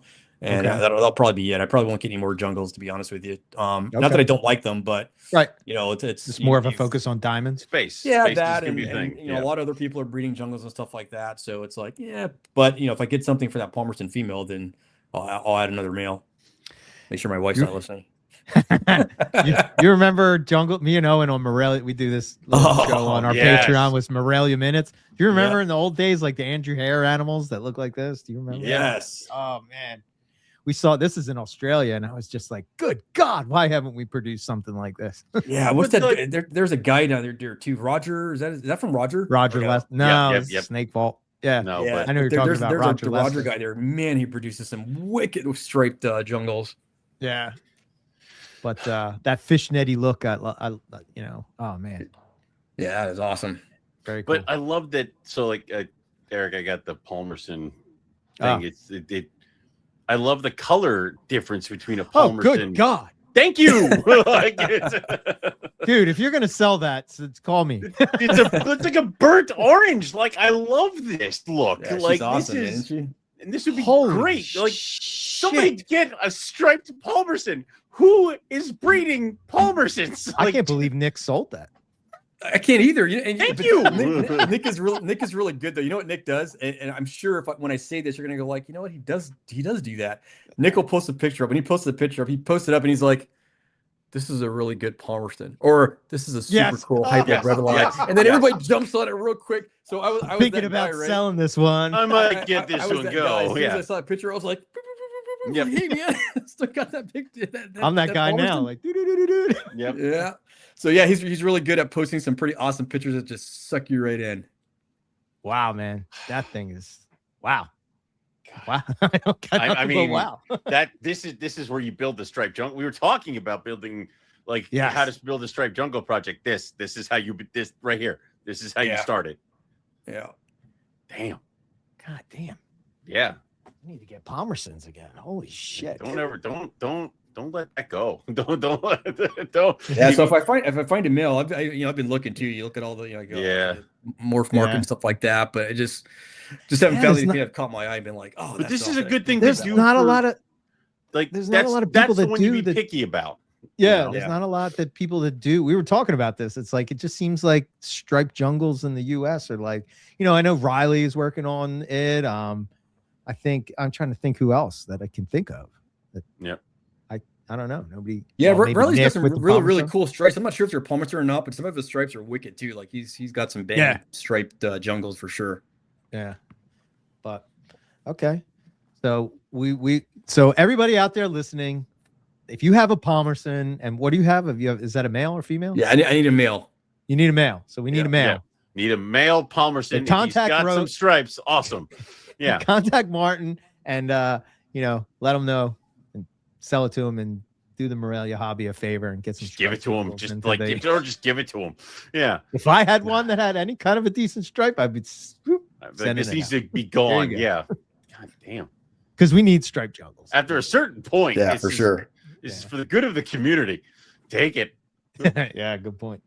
Okay. What else do we got on the list? You want to talk about some little emerald tree boas? Yeah.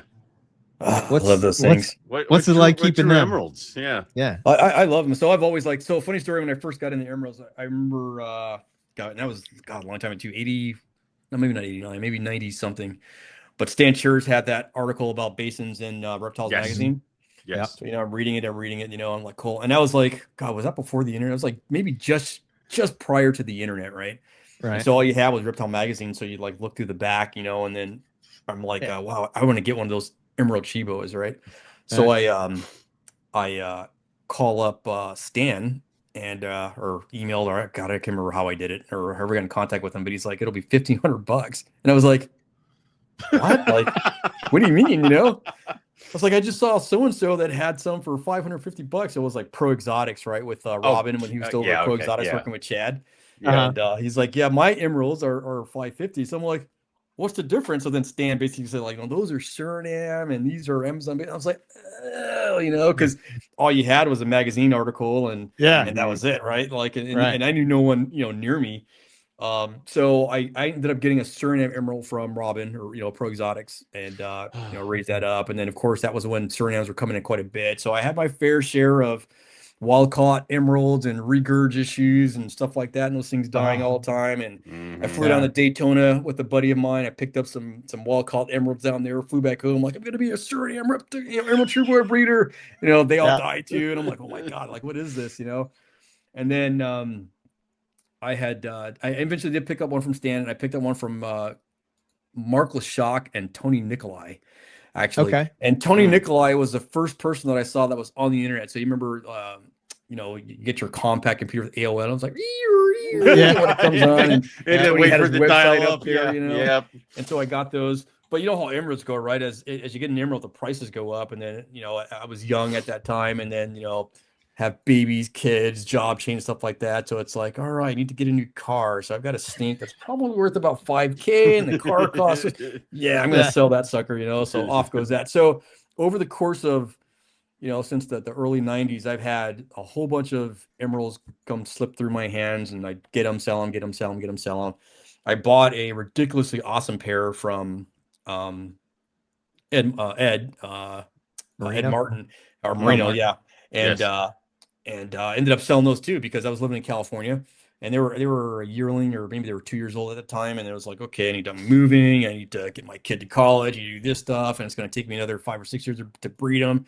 So off they went, right? And then of course that was like serious seller's remorse because Alan produced some babies from the pair that I sold, and I'm just like, shit, like those are freaking awesome. They could have been mine. Like Ed by far produces the craziest emeralds you'll probably ever see in your entire life. But to have someone outside of Ed produce some that were like, holy shit, too, you're like, God, those could have been mine, Yeah. So I ended up getting a trio.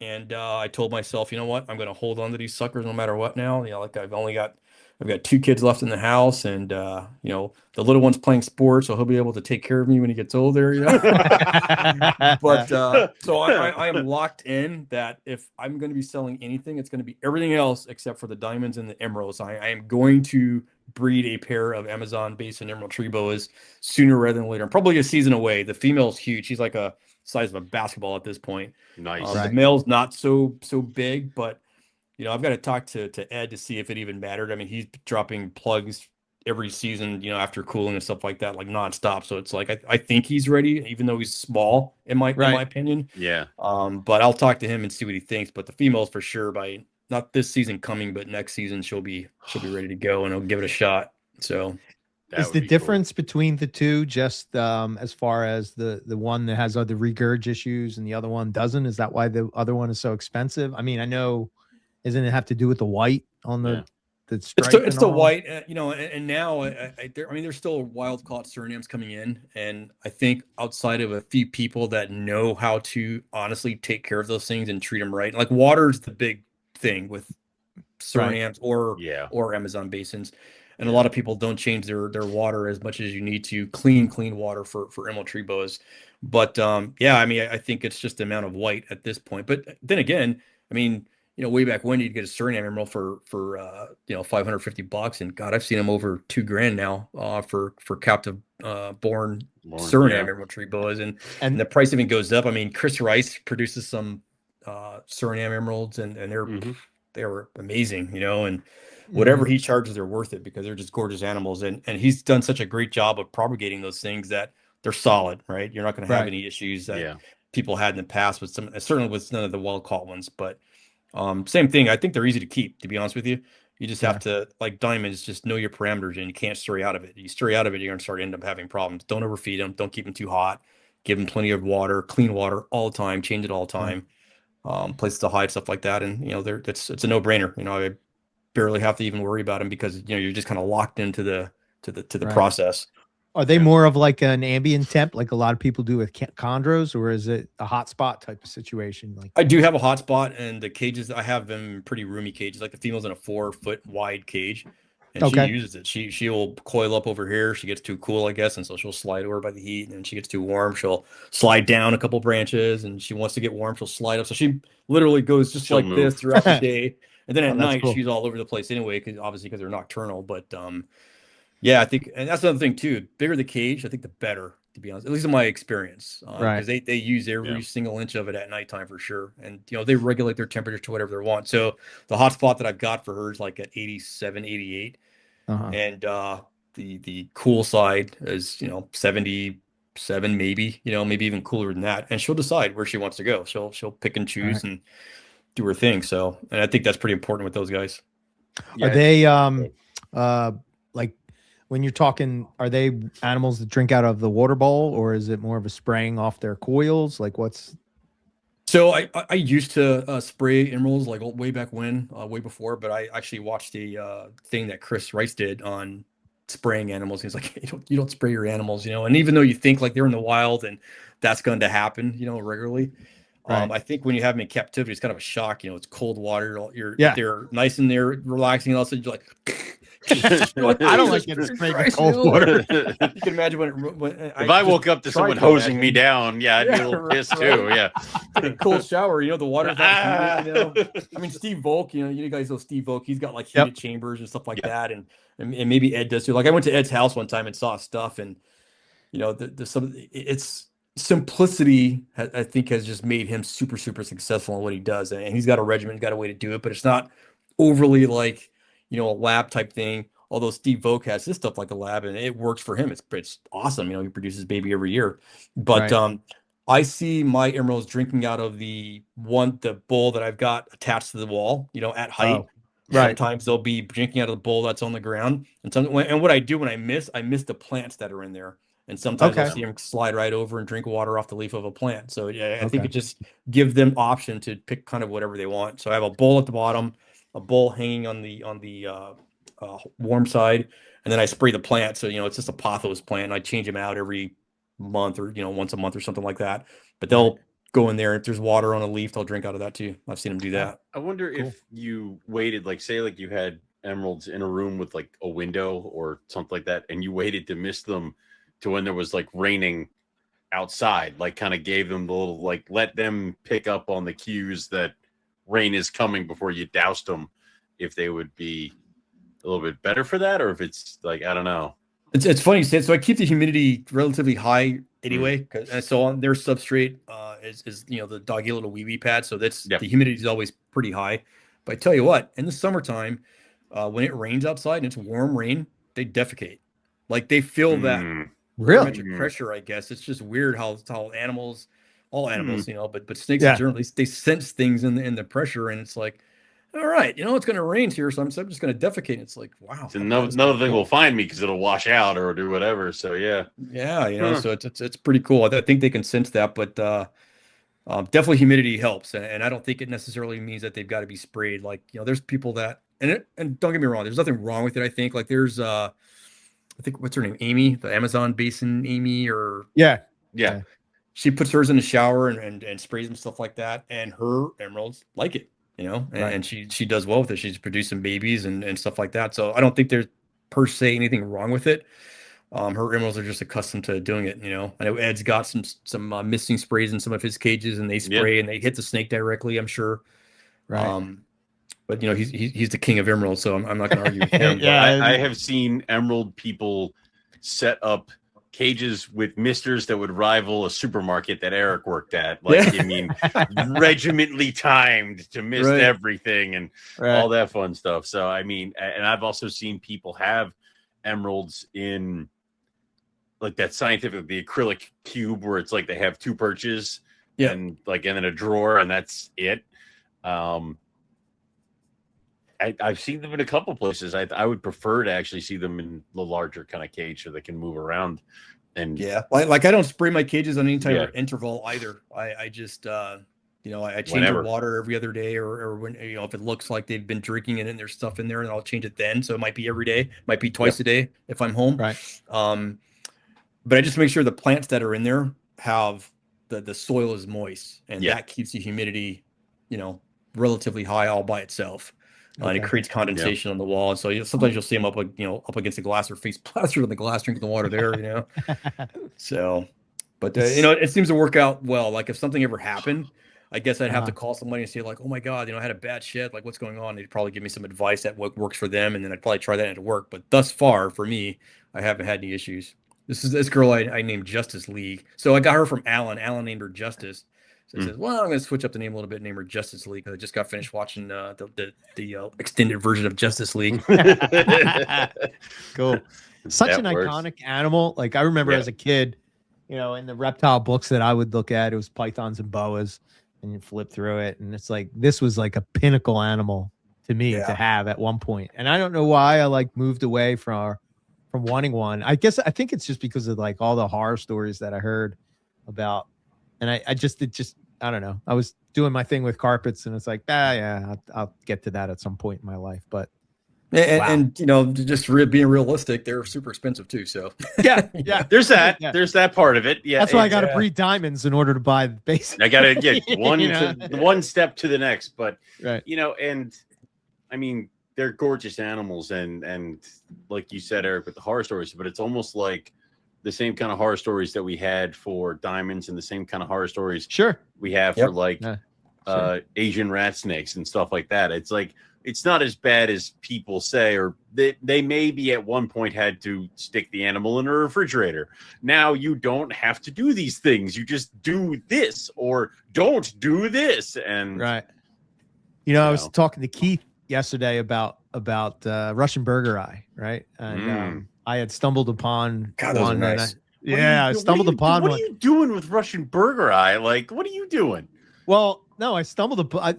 I'm Martin. I'm going down a rabbit hole of boas at the point, right? So I'm just fascinated with learning about boas, right? Because I spent all my time in pythons. Now I'm trying to learn about boas, and so I would go to Keith's house, and I only ever paid attention to the pythons. Right. And I know he has emerald tree boas. I know he has, all these different locality boas, Hog Island boas.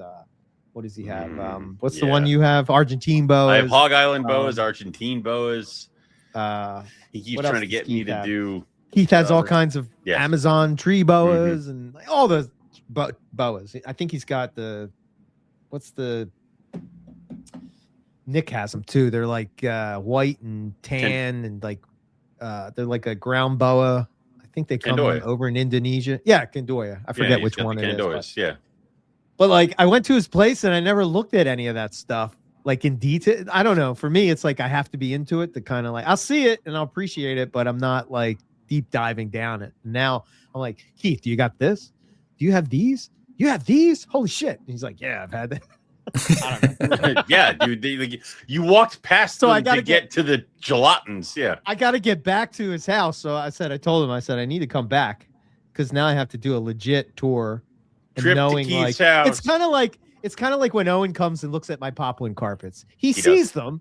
He says, yeah, that's does nice. He see them? But he doesn't see them. Does he see them? See them? Yeah. You know what I mean? Yeah. That's kind and later when it's like, I would like a pair of Xanac granites, and Eric's like, you passed all my double hets. I did I? Like, yeah. So yeah. Okay. So Emerald Tree. Okay. Yeah. I'm kind of fascinated with them at the moment. I was watching I think it's Dave Kaufman was doing Are We Keeping Them Correctly on them? And he had, I can't remember her name, but I guess she's really into Emerald Tree Boas. It might have been the one that you said, but she has like this, probably Amy. Yeah, where she has them like go around they just come out of the cage and go at the top. Yep. Okay. Yeah. That's pretty wild, man. You should see the setup, Owen. I'll have to send it to you. She's got a pretty cool setup, man. She definitely dedicates a lot of time to her basins. That's for sure. Oh, holy shit. Yeah. Yeah. But I feel like you got an animal that you should dedicate a lot of time to. Like that's like some people, that is the pinnacle shining thing of their collection and stuff like that. So right. 100%. Martin's got that for every cage. It's like, here's the diamonds. There's that. And over there. Yeah. So is there something that is still on your list that you'd like to work with at some point? You know what? It's funny. I like so many snakes and so many different types of reptiles. But I have to make sure that I curb my enthusiasm sometimes, just because of time. And just being so busy with a lot of other things. So I try to keep myself focused and narrowed down. So hard. I try to talk my wife into letting me get some eyelash pit vipers, but yes, those are cool. She actually did agree, so I don't know. Maybe I'll post something up pretty soon here. You'll see. Oh, cool. But speaking of temperature and stuff like that too, so we went to Costa Rica for vacation. And when you think about vipers and rainforest, you're like, man, it's hot, muggy. Yeah. I was wearing a jacket and I wanted to put my sweats on. We saw these eyelash tree vipers like way up in the trees. I'm like, damn, it is cold here. Like, what the hell, Holy those shit. Things are cruising around, and then when you read up on those things, you realize like, yeah, they actually don't like it to be super hot, and they like it in the low 80s, high 70s, stuff like that. So you're like, so there's a little research stuff and stuff like that with any snake in general. That goes back to diamonds, carpets, whole 9 yards. Like for instance, the gamma jags. Kind of getting off subject here, but people always talk about the neuro and issues with gammas, right? And not that I've solved the riddle, but I said, I've not had any serious issues, and I've bred or produced hundreds of gammas. I haven't had a lot with neuro issues, and one of the things that I came to terms with was like, well, they're stimulated by something that's going to cause it. So, for example, female gamma that I had named Lakin, she would have neuro right after she would lay her clutch. It'd last for about a month, and then it would go away, and it wasn't noticeable to the eye. But I do tell people, I'm like, hey, listen, there's something that stimulates them to have those issues. Like if you got a headache, you're not going to play Metallica in your headphones. You might listen to something a little bit more soothing, or don't play any music at all. So don't pick up your snake all the time and carry it around your neck. It's not a dog. Leave it in the cage. For gammas, keep them cooler, a lot cooler than you would potentially keep your carpets, because the heat, in my experience, causes them to kind of expedite those issues and bring those issues out. And that's worked for me. So I tell people, if you have an issue with, and it's worked a couple times, I'm not going to say that it's something that's written in stone and write a paper about it, but a couple people have called me and they're like, yeah, man, my thing's wigging out. I'm like, what are your temps? They're like, oh, I got my hotspot at 88. I'm like, lower it down to 84 and drop your low temps down to like in the 70s. What? But it's got to be this warm. It doesn't. It'll be all right. It'll still eat, digest this food, and it'll be fine. And they'll call back. They're like, hey, it's sort of subsided a little bit. I was like, yeah, well, keep that up. Give them lots of hiding spots, because then they won't get stressed out, and lower your temperature, So, it's a point on that. But something that I like, I don't know. I think I'm trying my best, as long as I've been into reptiles, to focus. And so like I said, if I had to just wipe out everything, the only thing would be diamonds and basins. Okay. So, good choice. I mean, that's a solid those choice. are good ones. Yeah. My scrub python's down there like, yeah, you just wait till you open that Wait, cage. yeah, you try to get rid of it. I get you. Oh, we're not going without a fight, man. Yeah. God, I know, man. I think I posted up a picture actually, or the picture sequence. And I have to check on my Facebook page. The only time I can take a picture of her is during the day, right? When she's coiled up and like, so I saw her curled up. I open up the cage. I start taking pictures, and I see she's kind of sitting like this. I see her kind of jerk her head like this really fast, and just like that, she comes flying out. So I jumped and I took the picture accidentally with my thumb on my phone, and it's her basically striking. So all you see is this blur of a snake coming out of the cage, and it was like that close. I'm like, dude, I was so lucky, man. My face was gone at that moment in time. Oh, I think I posted that picture up. I was cracking up laughing. I was like, man, this chick, she's just trying to kill me no matter what, you know. I think I saw that picture. I must have not read the caption or whatever, and I was like, scrub. Oh, that's a weird picture. Oh yeah, that was her firing out, man. Oh man, that's wild. Oh, and I do have to reach out to Steven because I'm like, dude, how in the hell did you pick this snake up? Like, and just so calmly, you know. That's scrub shepherd stuff. Scrub shepherd. Yeah. It just knows him. I don't know. Man. Oh wow. Hold on. I know this. I'm sorry. I got distracted. I'm looking for the shot of the the scrub. Yeah. It's cool to see. So, and you have decreased the boas that you had in your collection. Holy shit. Yeah. What the hell is that? That's a Harley Quinn. So that's a twin, actually. Andy's got the other one. Wow, look at that. You had two of these and you let one go? Yeah. I mean, I guess, but damn. Wow. Holy shit, man. That was nice. So that was like my redux or my revenge of the crazy ocelot stripe ones that I had produced last time we talked. Yeah. I was like, I got to recreate that. I've never been able to recreate that, actually. Funny enough. Really? Yeah, but stripe like that, I've had several that have been super stripe like that. It's been pretty awesome. I like the black stripe on that yellow background. It's almost like somebody like attacked her with a Sharpie. Like, yeah, you know, right. That's awesome, and I love like that. no tipping, no yellow tipping in the black, nothing. It's this was the ocelot thing, right? Yeah. Damn. Yeah, that was cool. I do remember those. Yeah, I do really like where the it's like the saddles have the same color as the base color. Yeah. But it's outlined by the black. That looks sharp. I love how like the first comment is clearly like someone wearing sunglasses, which I feel is appropriate. Like it's yeah, that was good. Yeah, that was That's good. about right. Yeah, that's about right. That you're learning. So, oh man, look at these boas, rainbow boas. So as far as leopard boas, no want to kind of play with zebra in some of these fun things. So funny enough, I've produced zebra gammas zebras before, and they look cool. But for some reason, I just like the normal gammas or maybe the ocelot gammas a lot better. Like the best zebra jag that I've ever seen was one that Bill Stiegel, yeah, Bill Stiegel had. Yeah, I think it was a partner with him with Tony Hurd or something like that. Yeah, that zebra was by far the best zebra jag I've ever seen in my life. I'm like, God, you know, I wish they still had that thing. I don't know whatever happened to it. I think I talked to Tony, and Tony was telling me about it, and he was telling me a story of how they got it. But I was like, that was the zebra, right? So yeah. But yeah, you know, I like zebras, but when I get them into or breed them into something, I'm just not. I thought I'm not happy with it, but it just doesn't do it. It's not your lane. You know, it's like, you know, so I end up getting them. I'll have some that I hatch out myself, and I'll just end up selling them. Yeah, I'm the same. I've seen some pretty cool zebras that some people have produced that are like right on that fine line of you probably couldn't tell if it's just a normal jungle or a zebra jungle. Yes, I've just not have been able to produce anything that compares to that I've seen that other people have. You know, and off the top of my head, I can't name who's got something like that, but you see it and you're like, oh my God, that's a cool zebra. I like that one, you know? Yeah. So you go on that quest to either find it or produce it, and then you just turn and you're like, you don't look like that zebra that I saw, you know? There's been a couple of zebras that have broad gaps of yellow between like the little black lightning bolts.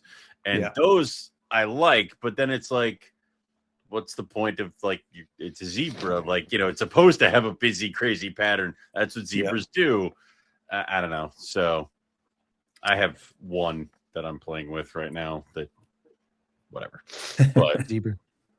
I had some super zebras for a while that I had an ambition or thought that I was going to do a super zebra to a gamma and have a completely yellow banana snake. But, Nick had said before that's never going to work out. And then, I think isn't that like the reduction of the, like, you lose color when you, I think the pattern, yellow and black kind of mixed together. Yeah. Why it only looked like a really cool snake. Like I had a super zebra from Andy that was a super zebra jag, and she was gorgeous, but just not yellow, not like that. And she was super, super gorgeous. So it had the crazy like orange eyes. But yeah, not banana yellow. So I kind of gave up on that too. I was like, all right, you guys can go somewhere else. Yeah, that's enough.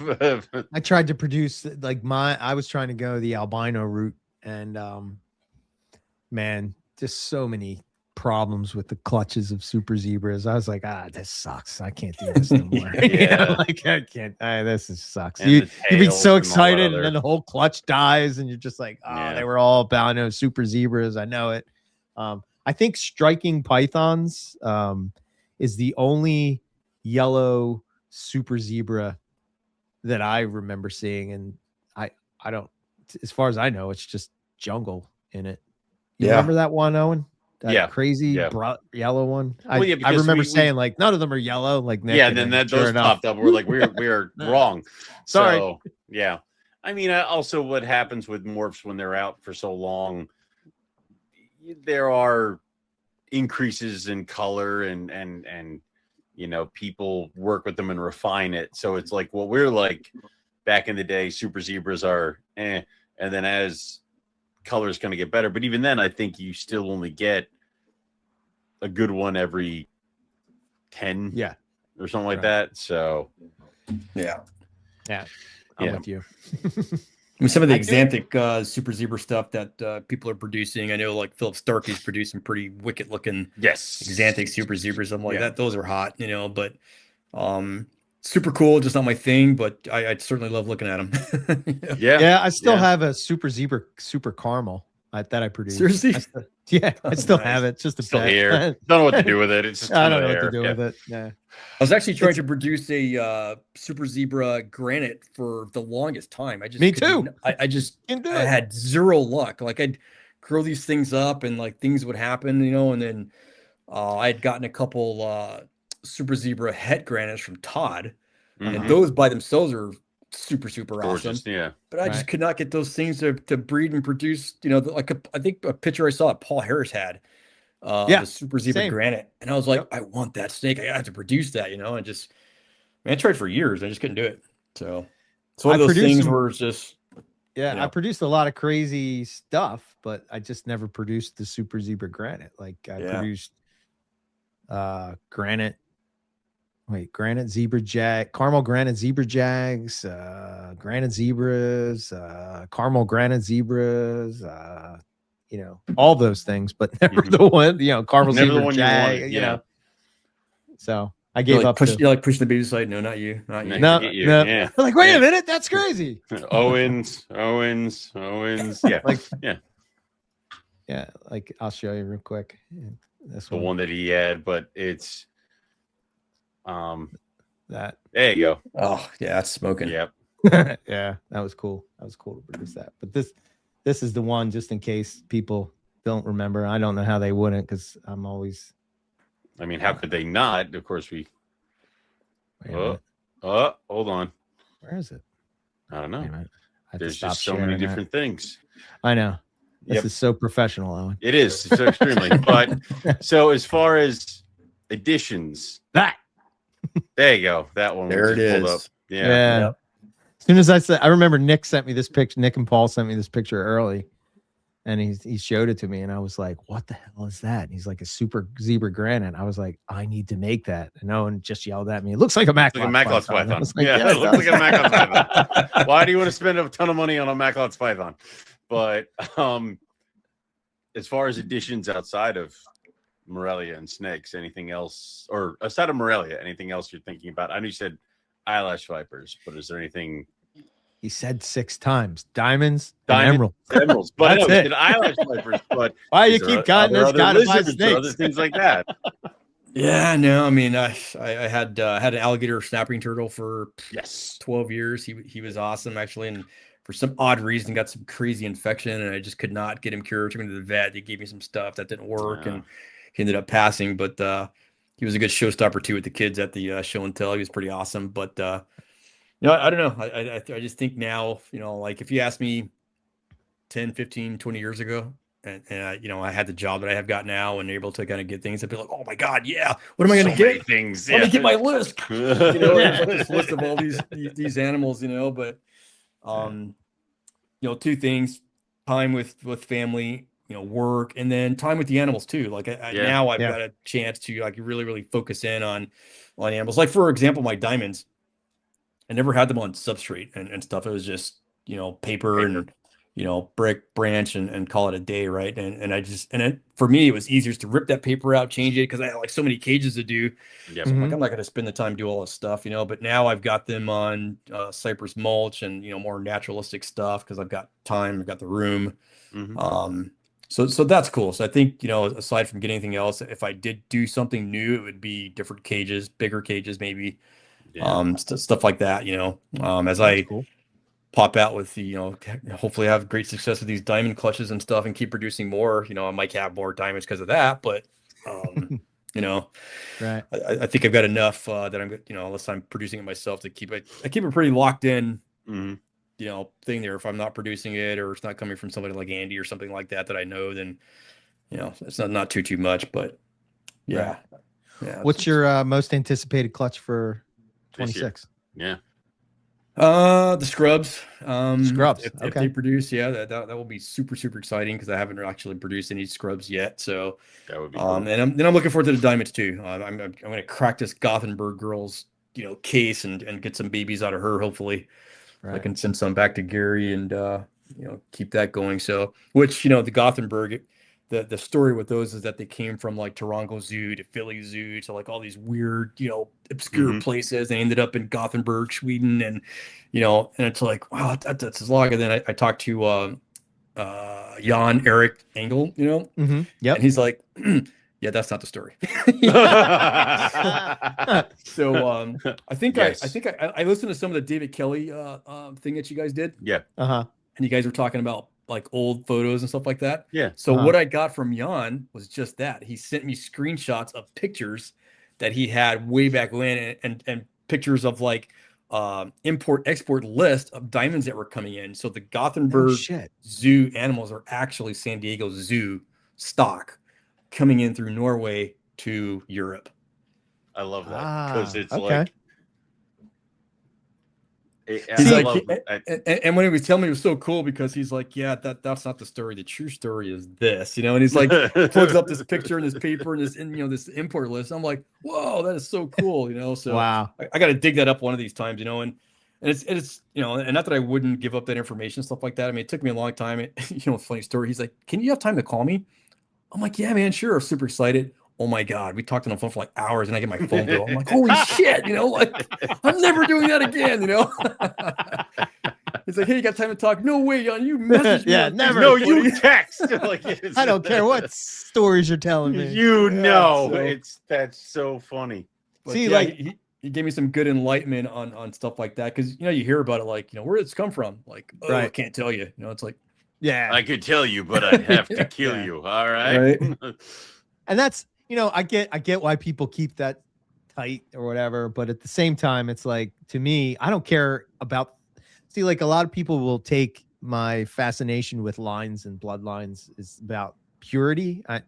I'd say this ever since being to Australia, the idea of our purity is just total nonsense, right? We have what we have and that's cool and whatever. But as far as I'm concerned, like the idea that the coastal carpets that we have are somehow McDowell that came from, you know, somewhere in Brisbane. Like I'm not trying to shit on them because I still think they're awesome and I don't care if they are or not.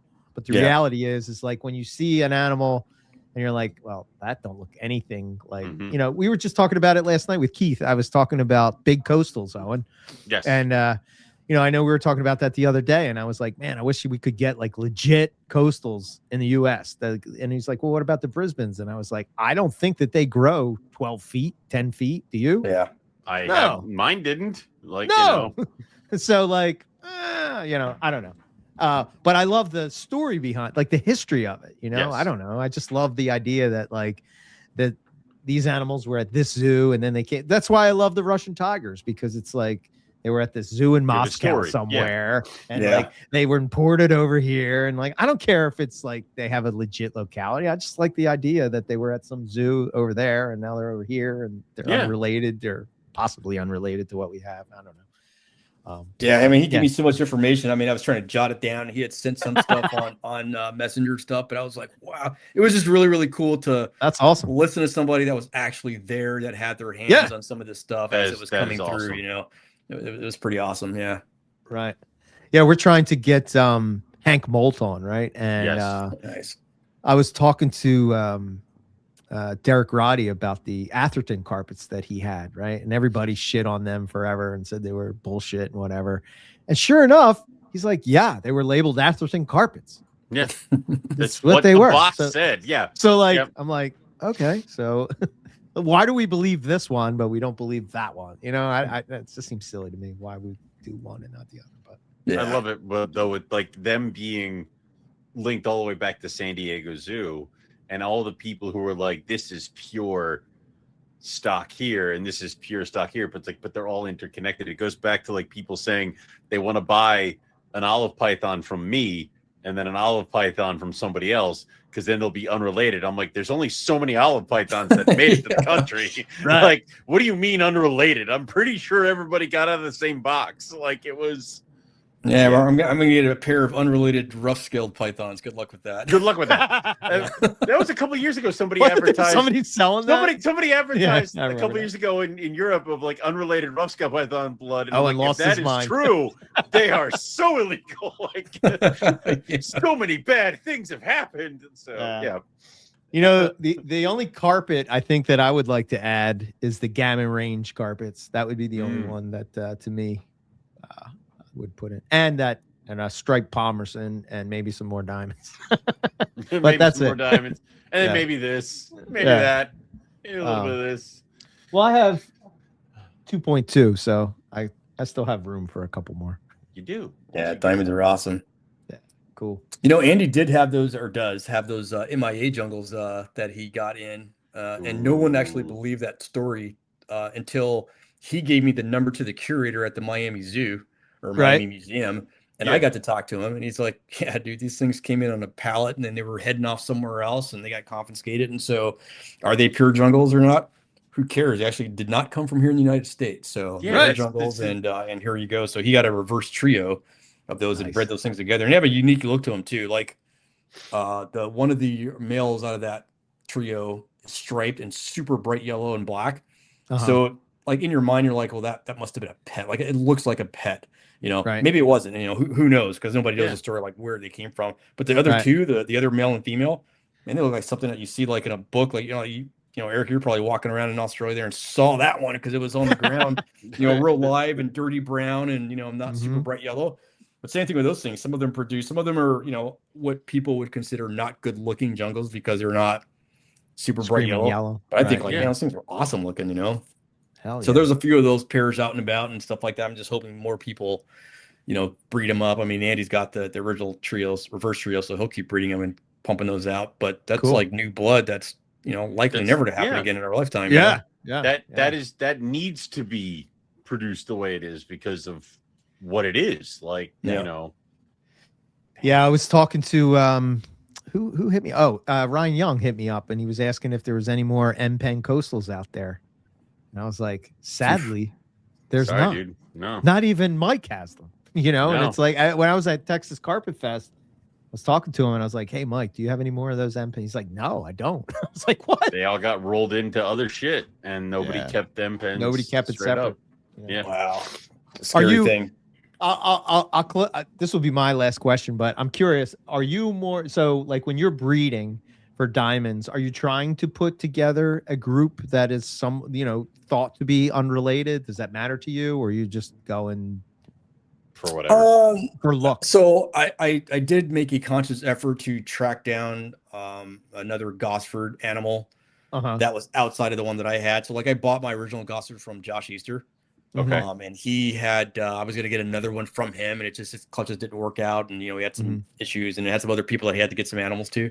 But then Lucas actually had some Gosford animals recently, so I picked up a male from him. So I'm like, oh, that's cool, So now I can say that I've actually got Gosford animals that are going to be paired with Gosford animals, in the future. Cool. Because people are going to ask for that, like, hey, in Gosford or San Diego Zoo stock animals, but they have that Gosford label, right? And so, and then I had those Gothenburg. I've got a Gothenburg pair as well. I had actually a pair before, but I sent it.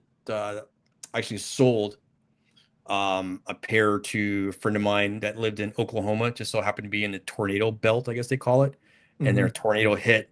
Wrecked his house and took all his animals, and a pair of those Gothenburg diamonds were in that house. And so I was like, holy shit, I'm never going to get my hands on Gothenburg animals again, but Philip produced some, sent some stuff over to Robert Moss, and he was able to, get some out to the general public. And I think Philip was doing the same thing. But, I don't have any like straight JV animals. I don't have any straight SDZ animals outside of the Gosford. So the Gosford, the Gothenburg is all I got. So I'll try to keep those going, on those same lines.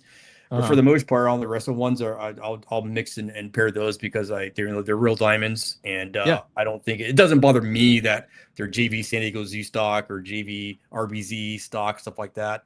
I'll just do my best to produce some stuff that looks cool. It's got some different patterns on it that people might be looking forward to put with animals that they've got some weird patterns. Like I do have a Gothenburg female that she's baby now, but you could tell when she gets bigger, she's going to be like unlike any other diamond I've had. I think the only diamond I've seen like that, Nick Scalia bought one from Todd a long time ago. It's by far the best diamond I've ever seen in my life. I was like, holy shit, man. I don't know what Nick did with that thing, but I was like, God, man. I went to his house and saw it. I'm like holding it in my hand, like, this can't be real. Those were valley animals. Yeah. I had diamonds from the same pair, and I did not do well. So this Gothenburg animal looks like one of those actually. So I'm pretty stoked about that. But cool. Yeah, I tried to stay with the main lines, I guess, the ones that everybody says are good. But people bark all the time, like that one's not a real diamond. I'm like, hey man, did you cool it down to 40? Yep. Did it live? Yep. It's probably a real diamond. I think we're all right. Right. Yeah. That's a good point. You're going to figure it out eventually. But again, it's like, where do you draw your line? And it's like, if your line wants to be there, fine, but don't knock it because somebody else's is over here and they're still doing it and keeping things separate, or have a bunch of different projects going on. Like, there's no point in all just jumping all over that. So. Yeah, you just got to respect what people do. I mean, and again, I'll go back to that guy Jacob. I know that people gave him a lot of crap because he had some, potentially some bad husbandry issues and stuff like that. But looking hindsight, I just wish we treated him better as a community, because he just had stuff that you're just never going to see again. Right? I mean, it's just gone. Right. So. Yeah. It's it kind of sucks. So yeah, when people have different stuff and I just help them along, and hey, you like that? Cool. I'll like it because you like it. I don't necessarily have to have it in my collection, but you like it. That's cool, and we'll support you. So I boil it down. I'm pretty sure we're all a bunch of giant snake and reptile nerds, and I would never own an African rock python, but I can appreciate the colors and the look of an African rock python. And then it could be like, that was nice. Next, like, and off it goes. Like, and that's all. Yeah. So, yeah. Cool. All right. Well, we're at the 2-hour mark. This was awesome, man. It was great chatting with you. Hopefully we have you back. Yeah, we're not gonna wait 10 years. So long. Yeah, I appreciate you guys having me on, man. Maybe not wait. Stoked when I saw your message, Eric. So that's cool. Yeah, absolutely. So, and then you and I will talk later. Like, for sure, man. I'll keep you guys posted on what's popping out here. So, the diamonds will definitely be on the roll call. That's for sure. Right on. Do you want to put out your info of where people can get you? It'll be in the show notes. So on Facebook and on Instagram, I'm MartinR Morelia, and I still do have my website. And you know what, Eric, it's your fault that I have a website still, believe it or not, because I remember when the first call we had 10 years ago, whenever it was, you asked me, you were like, "Hey, you don't have a website?" And I was like, "No." And you're like, "You should probably get one to put these cameras up there, man." So I got one. So, and here's the funny story. So like every time I forget, so like I don't even use the website anymore. It's like a general page, and I don't post on it anymore, but it's still there.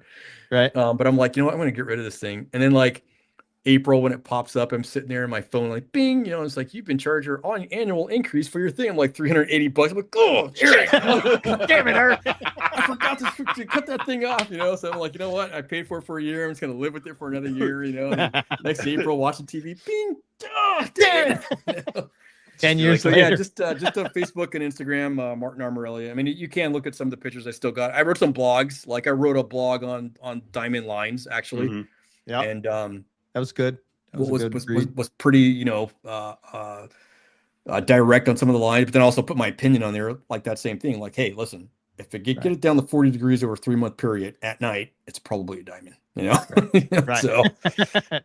So that stuff is still there. And a lot of times people ask me like, how do you breed this? And I'm like, you know what? I wrote a blog about it, so I'll just send them a link to it and stuff like that. Yeah. So, but yeah, if you look up MartinR Morelia on either of the social media platforms or the website, you'll find me. Cool. All right. So, right. All right. So that's awesome, man. Well, thanks. Good luck with the upcoming season, and we'll hopefully have some good news for us in a couple months.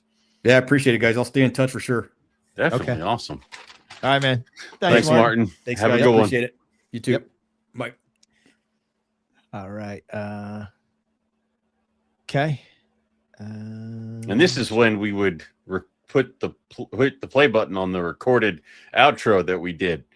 Excellent. We didn't do